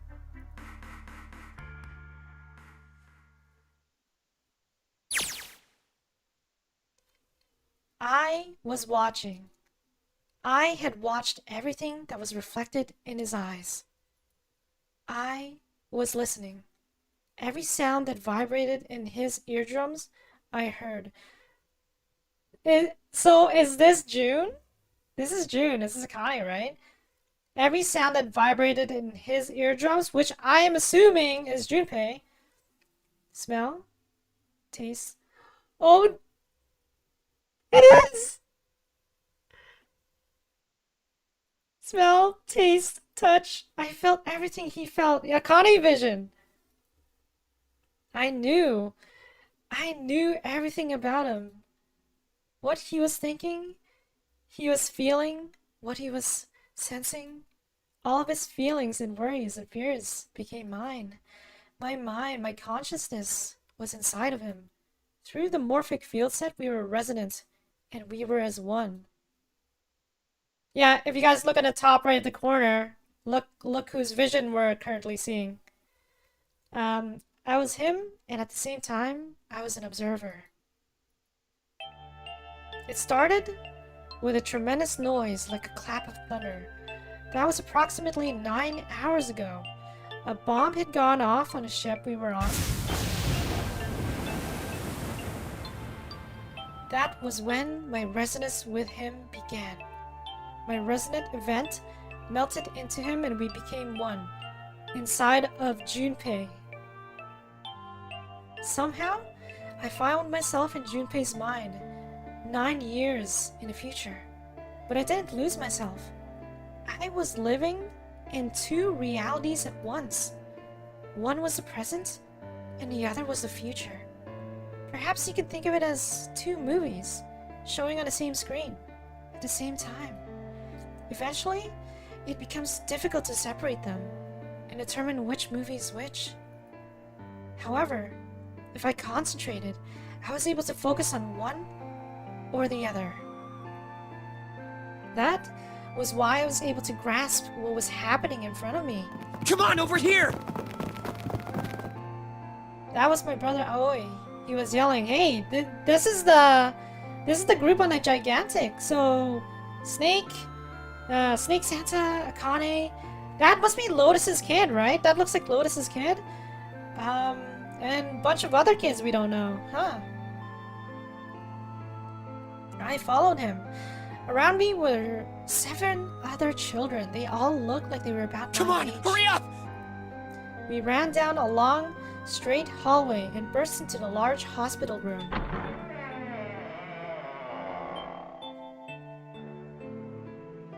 Everyone was arguing. 2 of the boys got into a fist fight. A girl watching them began to cry. "I want to go home," she cried. "I want to go home." Another girl slapped the crying girl and glared down at her. Wow, everyone's just like fighting each other. It has been 2 hours since the Nonary game began. We were starting to fall apart. But just when all hope seemed lost, Light started talking. He was blind, and 9 years later, we would call him Snake. So his real name is Light? Hello? Everyone?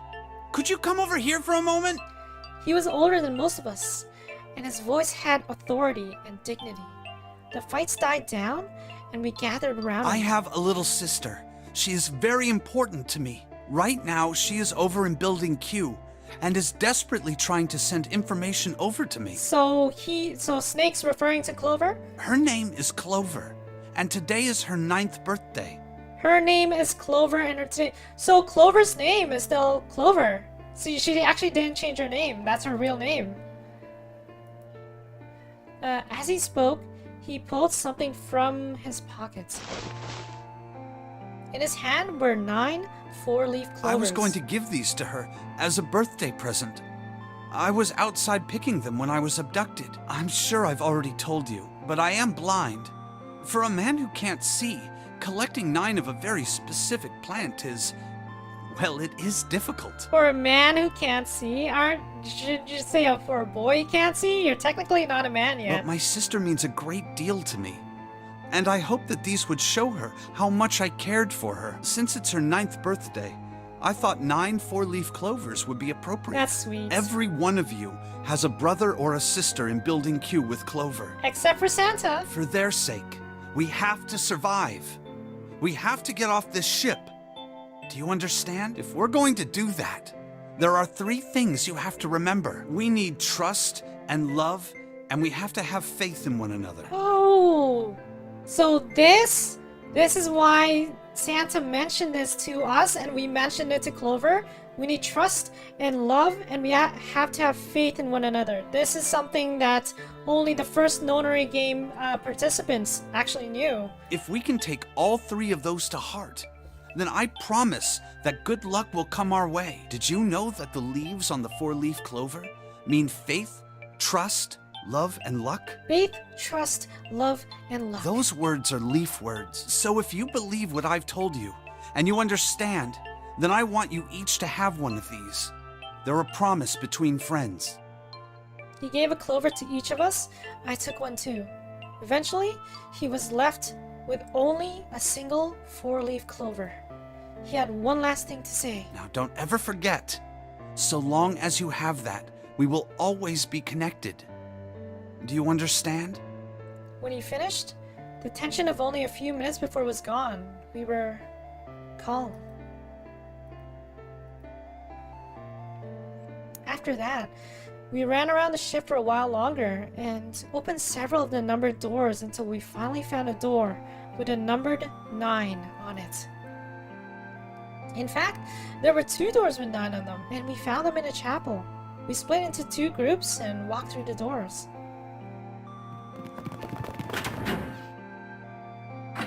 The very same room we were in. Or we are in right now. Before long, we all found ourselves in a room with a ceiling that looked like an upside-down funnel. For some reason, this room had another number 9, but this time, it was the only one. But if there was only one door, that meant only 5 people could escape. What are we gonna do? There aren't any other doors! We began to panic.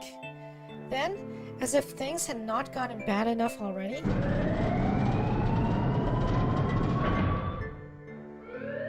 Warning. Warning. Emergency incineration command has been acknowledged. Automatic incineration will take place in 18 minutes. oh, Please evacuate the incinerator immediately. Repeat. Emergency incineration command has been oh acknowledged. my. What? What's happening? What did that thing say? That didn't sound good. My brother Aoi swallowed hard and answered. I think it means this room is gonna burn. Burn! The plaque on the door says incinerator, and that voice said that the incineration is about to start. And incinerate means to burn. What a twisted experiment. No! Help me! Abject terror filled the room as everyone began to scream and cry. Every pair of eyes was filled with despair. Then... Hey, it's 7! High up on a wall, a door opened and a man appeared. He was a huge, frightened mountain of a man as large as a bear. 9 years later, we would call him 7. Don't worry, kids, I'm not your enemy. I'm one of the good guys. I'm a detective. I'm here to rescue you. The rest happened just like 7 had said it did. The 4 of us who had stayed behind were saved by 7. Alright, because they sent 5 of the kids through already, so it was just Santa, Akane, Snake, and then some other kid. We crawled through the vent away from the incinerator and slid down into the hall. We came out on the other side of door 9. On a wall opposite the door was a set of double doors. We went through those and began to run up the spiral stairs. As we ran, I led the way. Behind me were Nona, my brother Aoi, Snake, and 7. Nona, Aoi, Snake, and 7. Nona is Lotus's kid, by the way. The other children, the ones who'd gone through door 9 before us, were up ahead. I could hear them cheering each other on. We ran and ran and ran. We leapt across as many stairs as we could and kept running. The stairs spiraled upwards like a tornado. Eventually, I pulled ahead of the rest. So she was actually ahead of the rest? Perhaps Nona had slowed them down. I didn't want to lose them, so I slowed down as well. I didn't stop, but I glanced over my shoulder from time to time to see if they had caught up. That was when I realized... Oh no, where is it? Did I drop Jumpy's present? Oh! That's why she went back down. I knew I had it with me when we passed through the vent. Then, had I dropped it as we slid out? I had to go back. I had to. But I knew I couldn't tell the others. They would stop me. I was sure of that. I didn't stop to think. I simply moved. I ran to the central hall, the room that connected to all the other areas of the ship. I hid in the shadows, and moments later, I felt a rush of wind as they ran past me, up the staircase. I waited until they were out of sight, and then I ran. I moved as quietly as I could, down and down and down. Finally, I reached the bottom deck. I ran into the hallway and looked around frantically. There it is! It was just where I thought it would be, sitting under the opening of the vent. I ran over and snatched it from the floor, but as I ran back towards the stairs and the freedom... Ace. The door to the incinerator opened, and a man stepped out. It was Hongo. Gentaro Hongo. 9 years later, we would call him Ace. Ah, how wonderful to see you decided to come back. His smile made my blood run cold. It looked mechanical, as if someone had simply pulled up the corners of his mouth. Come with me. We must continue the experiment. I shook my head, eyes wide. Slowly, I began to walk backwards. 1 step, 2 steps, 3 steps. Then I spun around and broke into a run. I felt Hongo's hand close over my left wrist. I said, come with me. Oh my goodness. There was an edge of insanity to his voice now. I pulled as hard as I could. No! Stop! Let go of me! Let go! I shook my body and flailed my arms, trying desperately to get Hongo to let go of me. But I was still only a child. I was no match for a man like Hongo. Stop struggling, goddammit! Do as I tell you! He heaved on my arm, trying to pull me into the incinerator. I screamed. Help me! Somebody help me! Then, suddenly, Akane! the door to the stairs flew open, and my brother, Aoi, burst out of it. Behind him came Seven and Snake. Akane! He cried my name again as he leapt forward, as he leapt toward Hongo. You came back! But then, Ah! You're too late, idiot! Hongo threw his full weight against my arm, pulling us both into the incinerator. Ah! The force of it threw me to the floor. I scrambled to my feet and looked towards the open number 9 door. Hongo stood between it and me, but behind him I could see my brother, his fists clenched. But those fists never reached Hongo.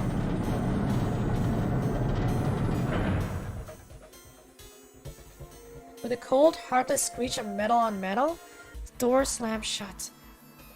Hongo glanced at me mechanically, his face registering that there was an object there, but not anything he would consider a human being, and he turned away and walked to the red that sat next to the door. He reached into his pocket and removed 2 bracelets. He waved them both over the scanner panel. 2 asterisks appeared on the red. He checked the screen, then tossed the bracelets carelessly onto the floor. What was he doing? What was the point? He made no effort to explain himself, of course. He said nothing at all and walked past me, as though I was nothing more than a rock by the roadside. A few moments later...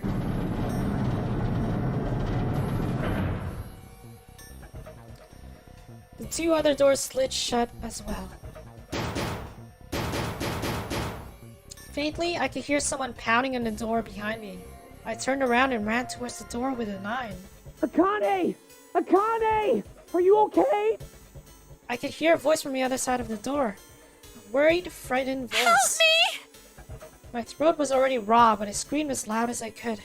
My voice echoed lonely around the empty room. What should I do? I think I'm trapped in here! Oh, just the sound of just her desperation. Just pulls at my heartstrings. Where's Hongo? He went out the other door! What? Then it started again. Warning. Warning. Emergency incineration command has been acknowledged. Incineration will begin in 18 minutes. Junpei vision. So now we're on Junpei's side. So it looks like we are now in the same situation as Akane. Please evacuate the incinerator immediately. Holy shit. Man, I knew it was gonna say, but that's one hell of a creepy voice. I knew it! It's starting. Santa started the incinerator. Fuck! Man, I never thought I'd hear that damn voice again after 9 years. What the hell? What the hell? What in God's name are you talking about? It's 9 years this and 9 years that, and when it's not 9 years something, then you're talking about some sort of fucking experiments. You aren't making any sense. No one's making any sense right now. I'm sorry, Lotus, but we really don't have time to explain it right now. I promise. I'll tell you everything once we get out of here. But... Incineration will begin in 17 minutes. Oh boy. You know what that means, right? Incinerate means burn. What kind of idiot do you think I am? I know what incinerate means. Well, god damn it. Okay, fine. I won't ask anything else. Talk about whatever you want. Jesus, Lotus. But you have to do something for me. 7, figure this out. Figure what out? What? Why me? Just shut up and stop this thing. How the hell? There has to be some sort of emergency shut-off button. There isn't anything like that. How the hell do you know? Because I looked for it 9 years ago. Oh. Yeah, Lotus isn't happy about that. Can't really blame her. Wait. The floor. It's moving. The final puzzle? What else can I say about it but... What the hell is that?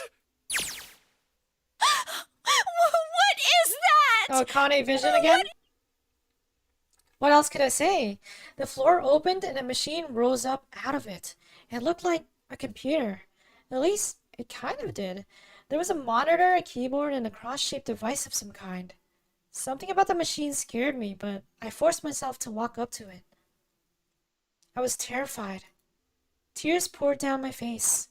I wiped them off, even as more took their place, and forced myself forward. Finally, I reached it. I looked at the screen. It was blank. All I saw was my own frightened face staring back at me from the glass, drenched in tears.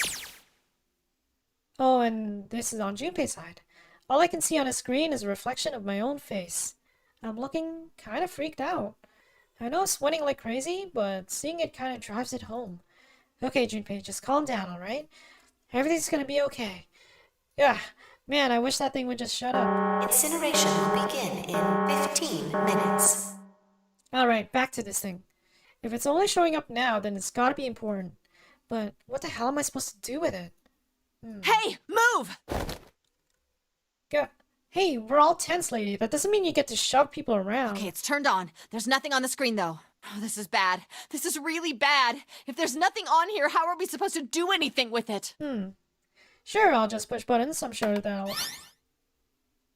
well, at least it's on now. What's on the screen, though? What is this? What's up? It looks like some sort of puzzle. It's got a bunch of numbers and letters scattered across a 5x5 grid. The numbers range from 1 to 8. Oh, is this Sudoku? Guys, I'm not very good at Sudoku. Do you think that if we solve this puzzle, the incinerator will stop? Yeah. Well, we can hope, right?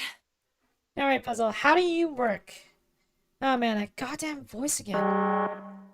Incineration will begin in 13 minutes. Shit, 13 minutes. Can we really do this? My heart feels like it's gonna pop. And Akane's in the same situation. My heart was pounding like it was about to explode. I stared at the puzzle on the screen. I was sure I had to solve it somehow, but I had no idea how. My connection to Jumpy had been gone for a while. I'm gonna save here, by the way. Just in case the game crashes. Sorry about that. His mind was gone. I couldn't get any more information from him. I felt the seconds tick by as I stared at the screen, completely lost. My cheeks felt hot as tears poured down over them. Then I heard a voice. Hey, what are you doing? It was muffled. I turned around. Pressed against the window in the entry door was a face. A frightening, evil face. It was Hongo. How long had he been watching me? Don't know what to do? He was yelling, but his voice was still muffled. Oh, Ace, your eyes got problems, dude. It's simple, really. But I suppose I might as well tell you. Just solve the puzzle on that machine.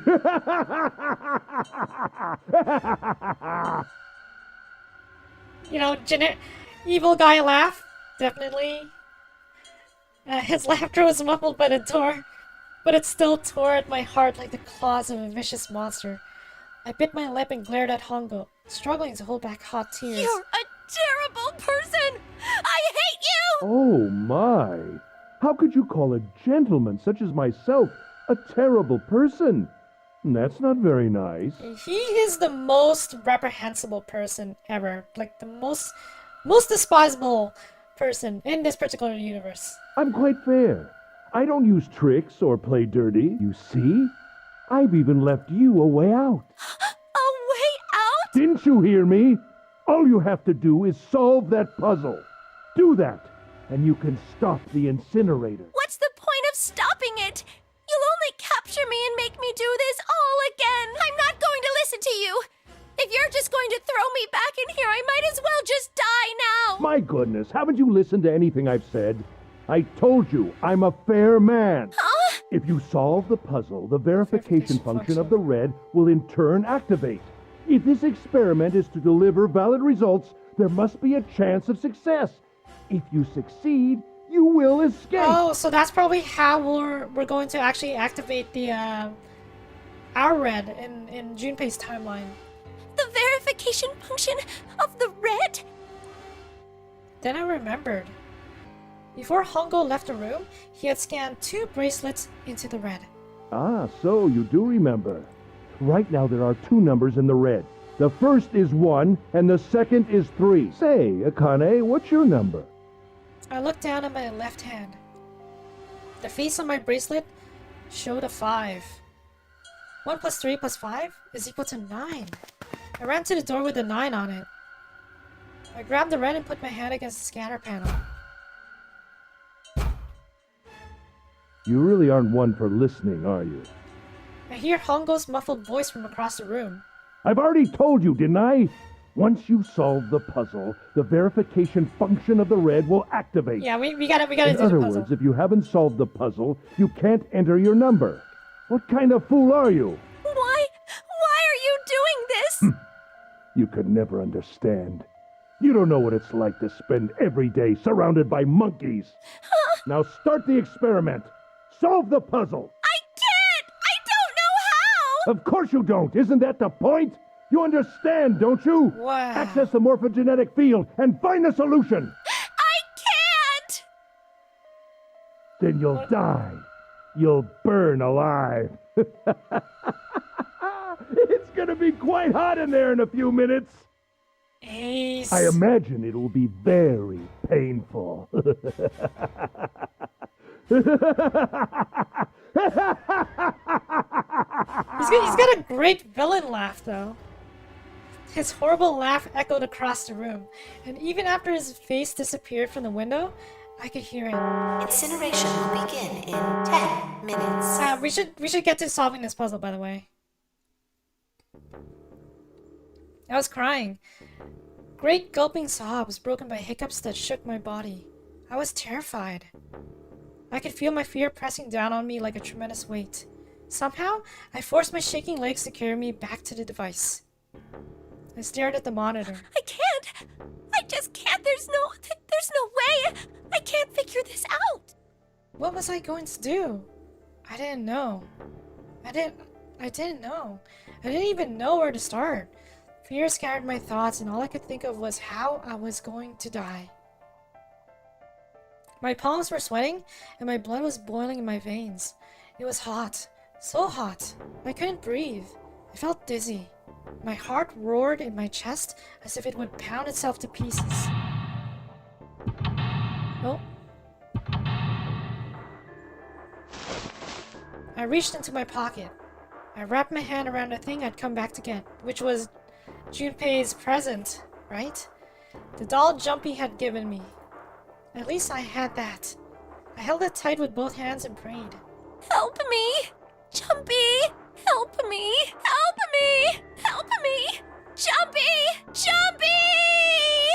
Jumpy! Please! Help me!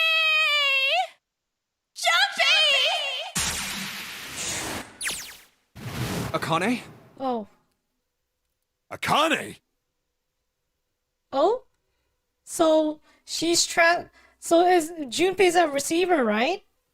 So now Who the hell is Akane? Shut up! Just shut the hell up!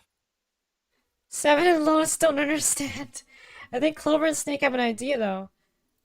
Clover's looking at me, and I think Snake may have figured it out. So this was all to unlock Junpei's morphogenetic field abilities?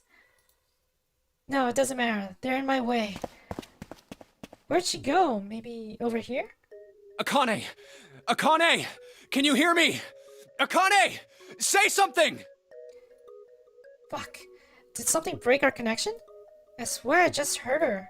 Shit. Akane! Answer me! Akane! Jumpy? I spun around. Oh, this is awesome. I heard a voice. His voice. I looked around. He wasn't in the room, of course, but I'd heard it so clearly. Like he was right there. Jumpy! I screamed as loud as I could. Akane! Jumpy! That's her. She's there. Then that means... Akane! Akane! Akane, are you in an incinerator right now? Yes, I am! How did you know? I couldn't believe that he knew that. Now I understand what Santa meant. Right. There's only one way to help her. There's only one way to help her? Oh, so Junpei and June have the connection. Okay, so Junpei's gonna be the one to save Akane. You were brought here to help my sister. To save Akane. Incineration will begin in 7 minutes. Chubby, we don't have time! As quickly as I could, I told him that I had to solve the puzzle in order to stop the incinerator. Got it! And I do. I get everything now. At last, I finally understand what all this means. I know why the Nonary Game was held today. I know why we were kidnapped and brought here. It was all for this moment. All of this was planned out to lead to this one moment. To save Akane. Oh my god. This is insane. I can't believe it, but there's only one possible answer. June is... Guys, take a guess who June is. Take a guess who June is. 0 is Akane Kurashiki. She recreated the history of the future that she had a glimpse of 9 years ago. She tried to save herself that way 9 years ago. No, she's trying to save herself right now. That means that there's only one thing for me to do.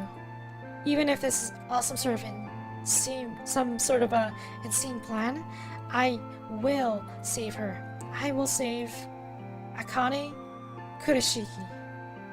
I must save her, no matter what. Incineration will begin in 6 minutes. The voice reminded me of just how much time I had left. Chubby! Yeah, let's solve this Yeah, puzzle I together. know. Just hang on, all right? I promise I'll get you out of there. I'm not gonna let you die. I promise. So don't worry, all right? Just give me a few minutes, okay? Yep. Okay. My voice shook as I answered. It was hot in the room. It felt like my heart was on fire. 6 minutes or not, my heart burned with my feelings for him. Ship is going strong. Alright, time to get work, Junpei. Is Snake talking to them about something? Whatever, it doesn't matter. Get out of my way. Hey, what are you... Just trust me, okay? Sorry, Lotus, I didn't mean to snap, but there's a lot more at stake here than your pride. I'll apologize later, alright? Now, let's have a look at this thing. We've got numbers all over this grid. I think the panels are out of order, so I just need to switch these out. Staring at it isn't going to accomplish anything. I'll just have to try it. Think of what I did all those times before. I'm gonna do this on my own, with my own mind. I'm gonna solve this problem.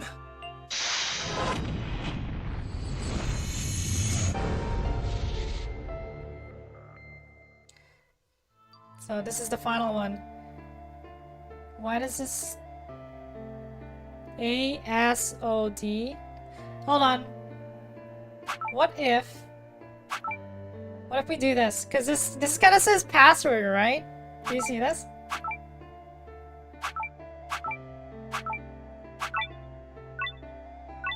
Easy. Success, please enter password. Oh shoot, what's the password?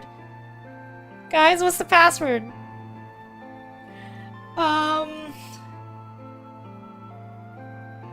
What is the password?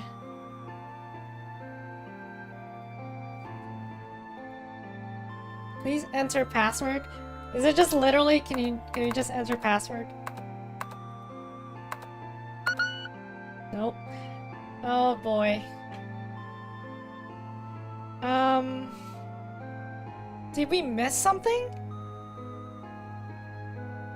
What's the password to save her?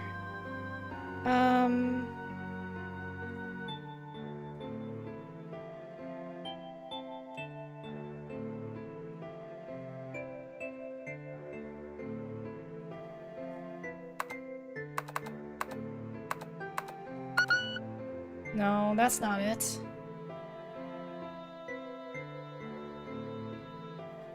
There's a password.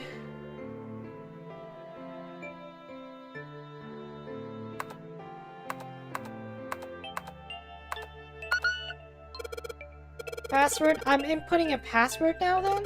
Are there any hints? What the hell am I supposed to put here?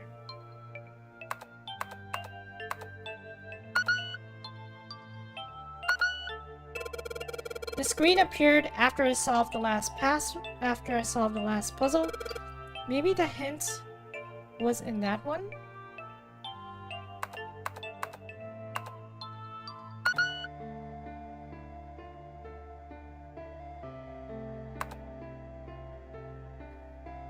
What was the hint?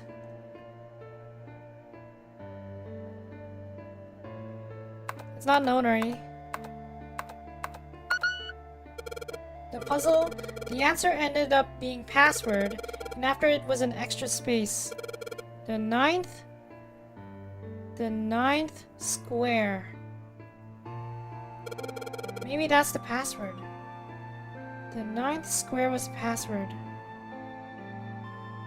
Oh,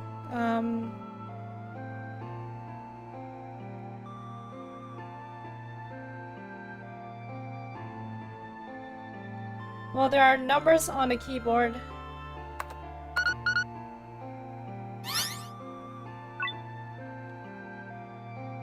Yes, that's it.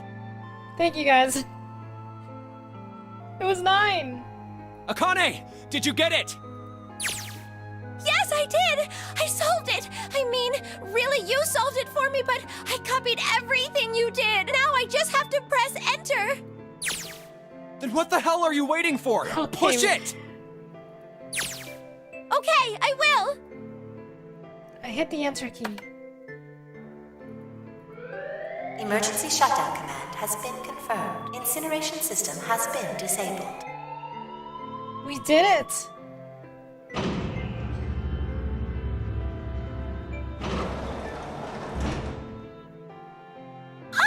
Jumpy! It worked! It worked! The incinerator shut down! It So wait, worked! so does this mean that Akane in the past didn't actually die in this particular timeline? So she goes on to live. Tears rolled down my face as I cried out to him, but they were a very different sort of tears. A wonderful feeling of accomplishment and relief flooded my body. At the same time, what strength I'd had left disappeared, and I collapsed to the floor. For a while, I just lay there, laughing and crying, and enjoying being alive. Every time I thought about him, I thought my heart would burst. Whew. I can't quite believe I did that, but I'm so glad. So glad. I feel like my heart's on fire.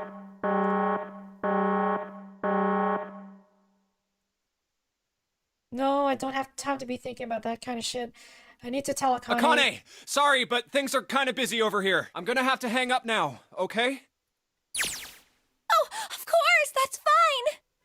I like how he just masters the morphogenetic field. It's just like calling someone, hey, sorry, I gotta hang out. I gotta go. I'll talk to you later. I wiped the tears from my eyes and nodded vigorously, even though I knew he couldn't see me. Then I looked over at the corner of the floor. There were the 2 bracelets Hongo had left behind.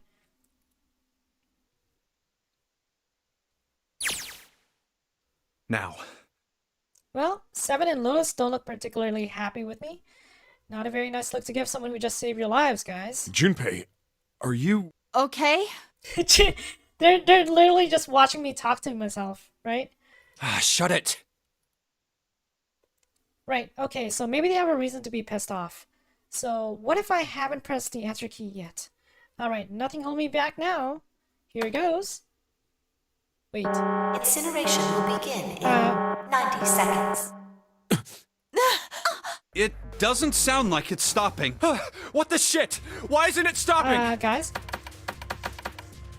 Okay, maybe I didn't hit the key hard enough. Just hit it again. And again. And again. Okay, that's not working either. The alarm's still going off. What the hell's going on? I've got all the right numbers in the right boxes. It's perfect. So why the fuck isn't this thing stopping? Incineration will begin in 60 seconds. Wait, of course. That's what the numbers that showed up after puzzle mean. Oh, 2 plus 4 plus 5 plus 7 plus 8. Digital root of 9. Right? Snake, Clover, Junpei, 7, Lotus. 2 plus 4, 6, plus 5, 11, plus 7 is 18, plus 8 is 26. Oh wait, no, hold on. No, it's not 9. Snake, Clover, me, 7, and Lotus, then door 9. No, that's it. The number on the door... The number on the door isn't a 9. It's not even a number. It is hidden, but an exit can be found. Seek a way out. Seek a door that... Holy shit. Of course. Then we just have to put the right number into the red and... Incineration will begin in 30 seconds. Run, guys! Get to the door! Run! Oh shit, oh shit, oh shit, oh shit, oh shit, oh shit. Don't have much time. Man, I sure hope that you just can trust me on this one or we are all fucked. Alright, no time to explain. Just Quick! go. Verify your numbers on the red! Verify? Who? What combination? All of us! We all need to verify! Why? You really think this is a good time to ask questions? Just do it! Hurry, hurry, hurry, hurry, hurry. Incineration will begin in 10 seconds. 9, 8, 7, 6, 5, 4. Get out of there, guys. 2. Central gate has been opened. Incineration system has been disabled.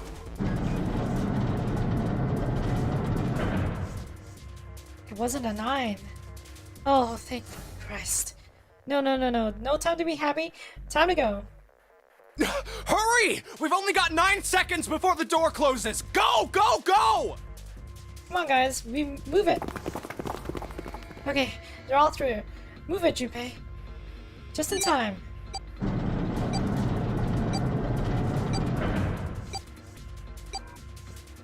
And there goes the door. Nope, don't calm down yet. You're not done. We've still gotta find the dead.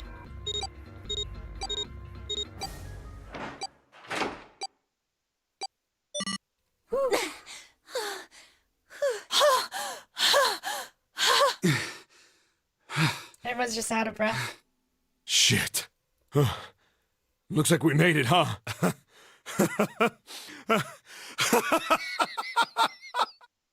Man, that guy sure can laugh when he wants to. Good old 7, guys. Looks like Clover and Lotus are totally out of energy. Snake is shaking his head wearily. I just want to take a nap, but... Akane? Akane! Can you hear me? Akane! Calling Akane using my morphogenetic phone. I wanted to tell her we made it. I wanted to tell her how good I feel. But... nothing. What? The connection has been broken, guys.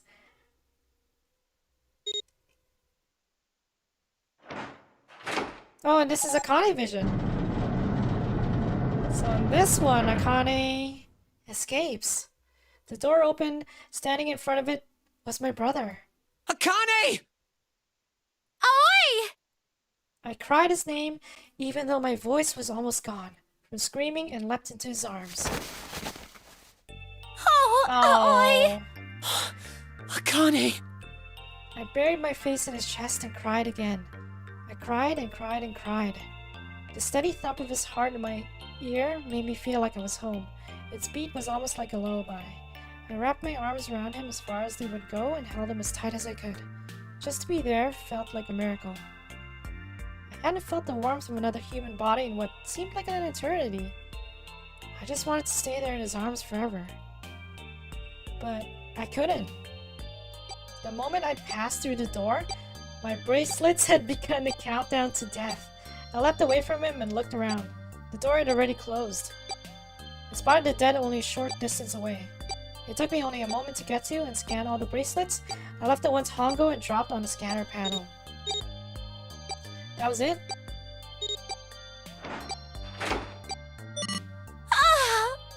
I took a deep breath and looked around again. The huge detective, who we'd call 7 in 9 years, and Snake, the blind boy, were looking at me. They seemed to have been utterly stunned by my sudden appearance. Their eyes were wide and their mouths hung open. Alright, let's get out of here. If we don't book it, we might run into Hongo again. Aoi is right. It was time we got moving. The mention of Hongo seemed to jar Seven and Snake out of their surprise, and they nodded. We took off running up the spiraling stairs to freedom. Time for more running. But if they can get us out of here, no wonder we're running so hard. My heart's beating so hard I can barely hear. God, I can't wait to breathe real air again. Huh? Is Seven talking? Hey, Junpei, can I ask you something? What's up? That door, the one with the 9 on it. Why'd it open? Why did it open indeed? Yeah, all 5 of us verified our numbers on the red. 2 plus 4 plus 5 plus 7 plus 8 is 26. That makes our digital route 8. It shouldn't have opened. I mean, they are assuming that the ship is sinking, right? Or the ship is still sinking. That's not like you, Lotus. I thought you would have figured it out already. Huh? Why? Because you were the person who taught me about the idea of bases. Oh, base 9? Bases? Yeah. What are the 2 numbers in base 2? 0 and 1. How about base 10? That goes from 0 to 9, right? Then how about base 16? 0 through F. After 9, it starts at A and goes from there. B, C, D, etc. You're right. In other words, A in base 16 is 10 in base 10. Right. B is 11, C is 12, D is 13, and so on. So, what about it? You don't get it?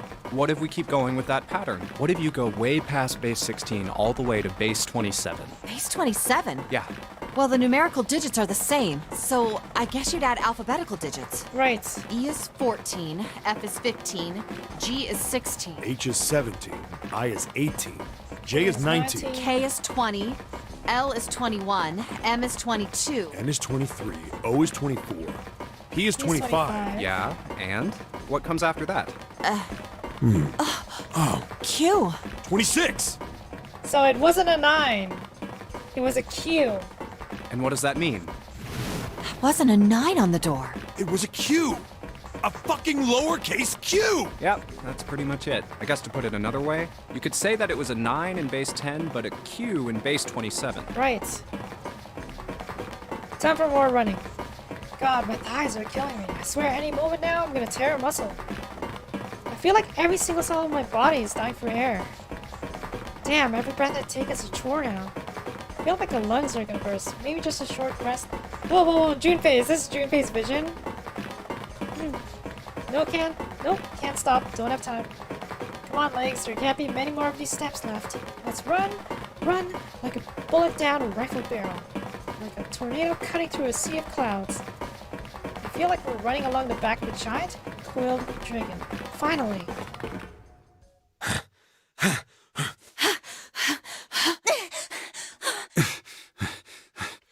Whew. Jesus, I can barely breathe. But how are they gonna get off the ship, though? No, Junpei, no time to rest. Pull yourself together. You're almost there. All right, I'm gonna open it. Yeah. Yes, we're finally here! Please do. Sure, you look like a big heavy door, but you're the only thing standing between me and my freedom. But even more important than that, you're the only thing standing between me and Akane. I think this is the true ending. By the way, you're gonna open, and you're gonna open now. And it's the only door that's ever opened for us when we tried it. I felt a hand on my shoulder. It was Aoi's. He gave it a small reassuring squeeze. Okay, so this one, it's Connie Vision. The one door Junpei can open. Yeah, Junpei has learned to open doors, finally. I was so happy I felt like I could melt. My heart was at peace. And not only because my brother and I were back together again. Thanks to the huge detective, all 9 of us who had been kidnapped were finally able to escape from the gigantic. On the distant horizon, we could see the faint outline of the ship as it sank. How did Ace get off the ship, by the way? It gave a thunderous roar as it finally slipped beneath the waves. Its last cry echoed out across the ocean. Then it was gone. It's over. Aoi whispered. Yeah. It was over. It was finally over. Or was it? Was it really? Oh yeah, he could have used the submarine to get away. No, that was wrong. That wasn't it at all. I was sure of it. This wasn't the end. It was only the beginning. It was only a prologue to what would happen in 9 years. don't tell me that's the end. No, we gotta know what happens to our main characters. Yes, finally, air. It looks like freedom, guys! Yeah, damn, that sun is bright. I can barely see anything. Huh? I gotta admit, this doesn't look quite like... Wait. No way. You have got to be shitting me. What? It can't be. This is... Oh, they're in a desert? Is this the Nevada test site? This is the building in the Nevada desert. So they weren't on a ship. They were in the Nevada building. The mock experiment building. Oh my god. This whole time we were in building Q. Sure enough, that's a desert out there, with mountains all around it. Hello there, son. Boy, am I ever glad to see you. I don't think I have ever been so happy to see a sunrise. Huh? Did I just hear something fall? The bracelets are off. I guess I've never really got a good look at the underside of one of these things. Let's see what's inside you. Just a little electronic chip, like an ATM card. That's it. There's nothing else. Nothing that even looks like a detonator. There was never a detonator to begin with. Oh, wait, hold on, really? So they just basically, they panicked over the dead like nothing, right? There was never a detonator to begin with in the bracelets. Figures. Akane. Jumpy. Oh. Guess I must be pretty crazy about the girl if I think I'm hearing her voice in the wind.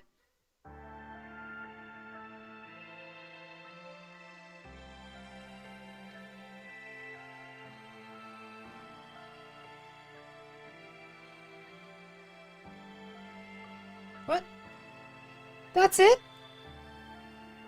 No, there's gotta be more after this, right? Don't tell me this is the end. Please have after credits, please. Please have after credits.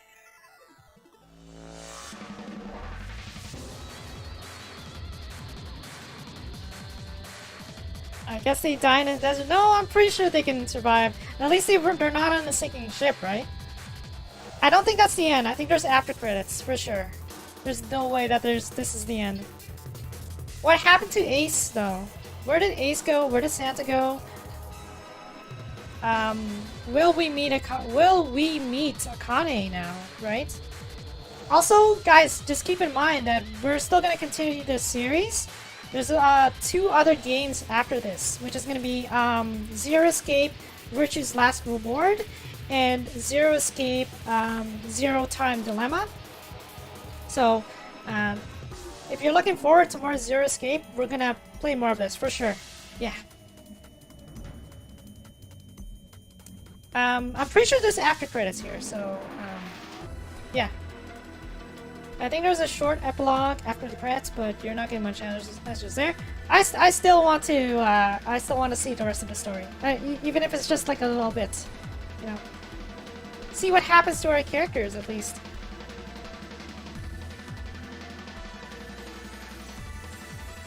Okay, here we go. After credits.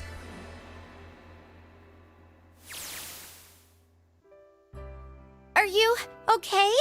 Oh. Oh, come on. This is nothing. Really? Yeah. You don't look okay. It was just before the end of elementary school. Jumpy and I were sitting next to each other on a small hill, looking down at the town as the sun slowly set. How does it look then? He was half serious and half joking. I thought about it for a minute first. Well, let's see. Junpei, your face! It looks like you kissed a toad and got warts, but then they just kept growing and growing. What does that even mean? Junpei grinned and... Ow. See? I told you you're not okay. You're too reckless. You lose the fight to the door. You can't beat 5 8th graders, Jumpy. That's crazy. Oh, okay, so Junpei fought like 5 8th graders and just got beat up. Yeah, but I couldn't just stand there. I mean, don't you think so? I had to do something. Look at the Nevada desert go past. Where did they get a car? What the heck? For an SUV, this thing has a pretty smooth ride. Sure was nice of someone to leave it for us outside the building. Keys in the ignition and gas in the tank. Almost like it was a present, you know? Anyways, we jumped in and now here we are, screaming across the desert. Lois is over there in the passenger seat. Snake and Seven and I are all squeezed into the backseat here. Who's driving? I still can't believe we let her drive. Oh no, Clover. This is so fun! Clover's driving! This is so awesome! Driving is so great when there's nothing around, and there's no speed limit. Hey, Clover, watch those bumps, all right? This car jumps even a little, and I think I'm gonna get crushed to death. Oh, jeez. Hey, shut it. I can't help if I'm big, all right? Suck it up. Oh. Why don't you drive, Seven? I'm a cop. I ain't gonna break the law. He doesn't have an international license. Yeah, but you could have sat in the passenger seat. Oh, hell no. There's no way I'm giving this seat up. Of course. And Clover, there's no need to slow down. The car Santa and June are in should be somewhere down this road ahead of us. The car Santa and June are in should be somewhere down this road ahead of us? Okay. Yeah, I saw some fresh tire tracks going out. Hey, that's them probably. There's no doubt about it. We'll meet up with them. Then we've got to hurry if we want to catch them, don't we? I'm not gonna break the law, so like the child drive. Very Sure valid thing. point. Oh shit. God damn it, she doesn't have to drive so fast. Man, I didn't even think a car like this could go fast. We're sure throwing up a lot of dust.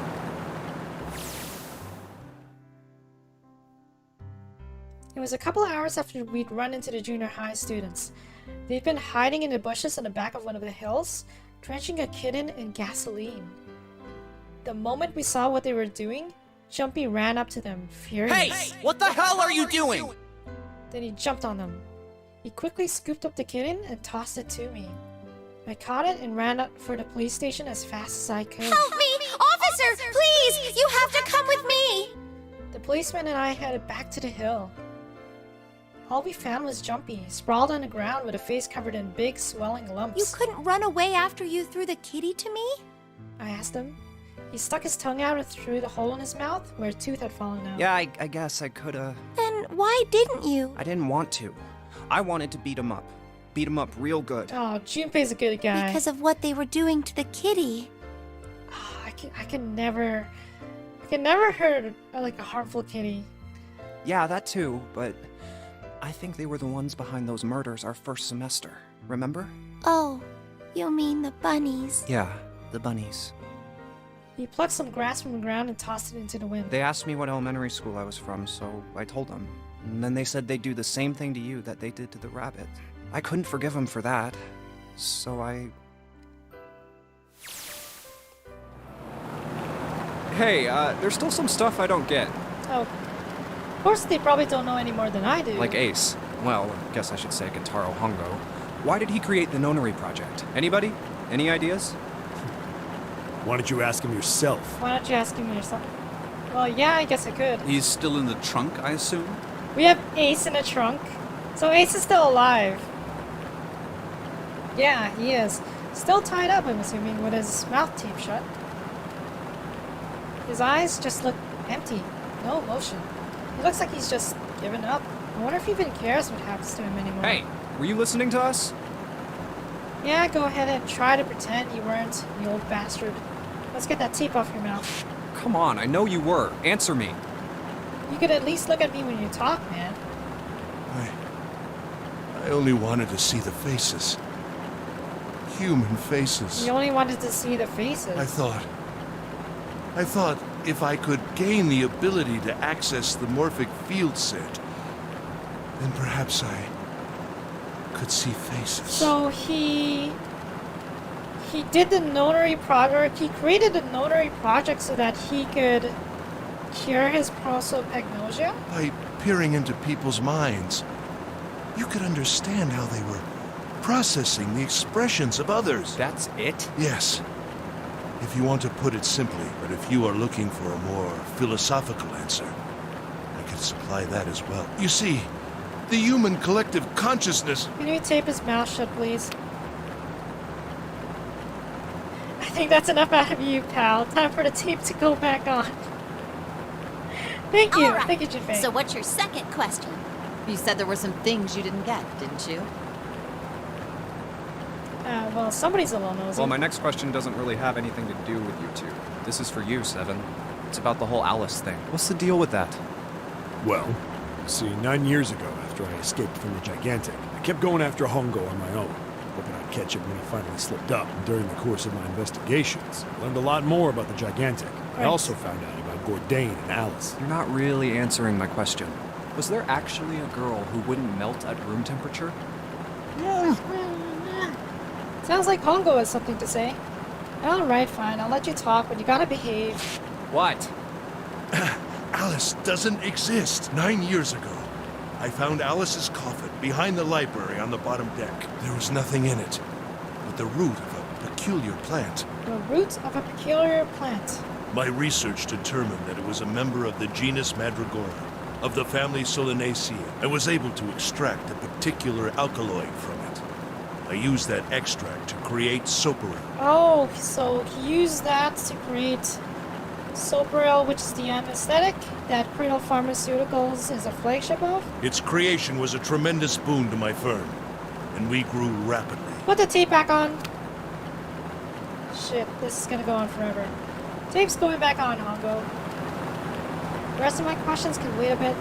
For now, I think just enjoy the ride. Here, this is for you. What's this? This is, for you, doll. His name is Junpei. Oh. Jumpy pulled something out of his pocket and shoved out his arm toward me. In his hand was a doll made of yarn small enough to fit in his palm. Jumpy, are you sure it's, for you, doll? Huh? Yeah, the lady at the shop said so, so that means it's for you, right? Are you sure it's not a voodoo doll? Pretty sure. Wait, what? That's... Oh, man. Oh, man. Well, it sure looks like a voodoo doll. I mean, you do know what a voodoo doll is used for, right? Yeah, I guess calling it Junpei isn't a very good idea then. Why are you giving me this anyway? It just seems really sudden. Well, you know how after June, we aren't gonna get to see each other too much? I mean, we're gonna be in different schools, and... Oh, so they moved to different schools. I just thought I'd, you know, Oh, okay, well, how about we call it June, then? Okay. So, I wanted to give you this. Oh. You sound like some sort of tribal chief in a bad movie. Yes. I, head of tribe. This doll, traditional charm of tribe. So I give this. It me. So we always together. That's so sweet. Oh, Jumpy. If something bad, then hold and pray. I go wherever you are. So here, take. I reached my hand out and picked up the doll gently. Thank you. Thank you so much, Jumpy. Before I knew it, I was crying. Tears streamed down my face and fell onto June's tiny yarn body. Oh, Jumpy. I'll never forget you, I promise. Jumpy looked straight into my eyes and said just 5 words. I'll never forget you either. Straight into the heart, guys. Straight into the heart. The sky was a beautiful crimson red as it melted down towards the horizon. The last golden rays of sunlight stretched out across the city and painted themselves across the hills. We sat bathed in the warm light of the evening, just the two of us leaning gently against one another, shoulder to shoulder. The sun set and we still didn't leave. We watched in silence as darkness deepens, and one by one, the lights of the town began to flicker.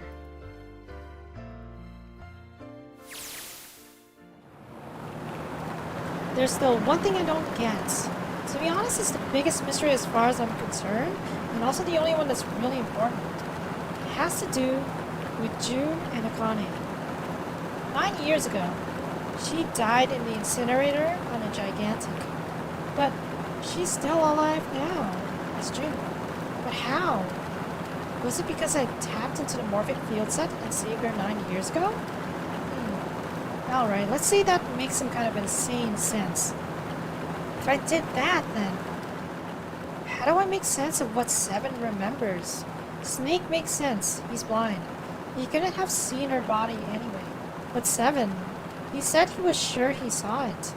Does that mean there's some kind of historical discrepancy? So they changed the timeline? Right? It would have to have changed. Or wait, maybe that's not it at all. There is one other logical explanation. Was what you told me the truth, Seven? You look satisfied. No. No way. He couldn't. Hey, look! Over there! There's somebody next to the road. Huh? What? Oh, is that Santa or June? Hmm? Who's this?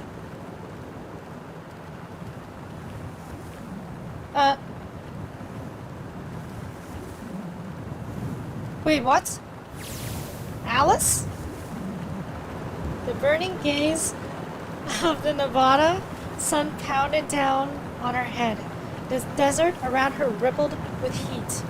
Standing there on that shimmering plain was a woman, her arm out and her thumb up. It would not be long before Junpei realized who she was.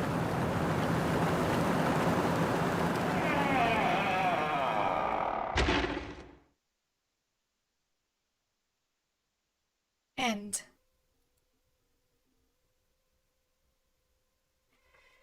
Well, guys, that's all she wrote. That's all she wrote for this game.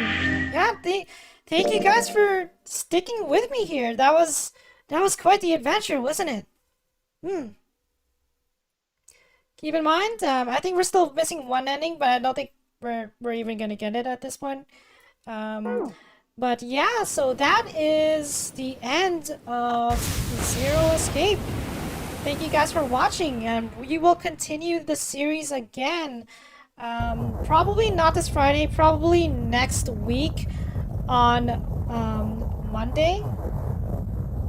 Yeah, so on Monday we will, and it looked like the last one filled in the 2 ending slots. Yeah, it did. So we filled in all the ending slots at this point. But yes, so we will continue with the next part of the series, which is going to be Zero Escape, Virtue's Last Reward on Monday. On Friday, we're going to do something a little bit different. I know I scheduled Zero Escape on that day, so I'll probably do like Mahjong Soul instead. We'll just take a break for it for the next 2 days of this week. And yeah, we'll have a stream again tomorrow at 10 p.m. EST. We're going to stream Loop Hero, and yeah, thank you guys for watching. I really hope you enjoyed it, and I'm looking forward to playing through the rest of the series with you guys. Okay, well, at this point, have a good night, everyone, and yeah, I'll see you around. Goodbye.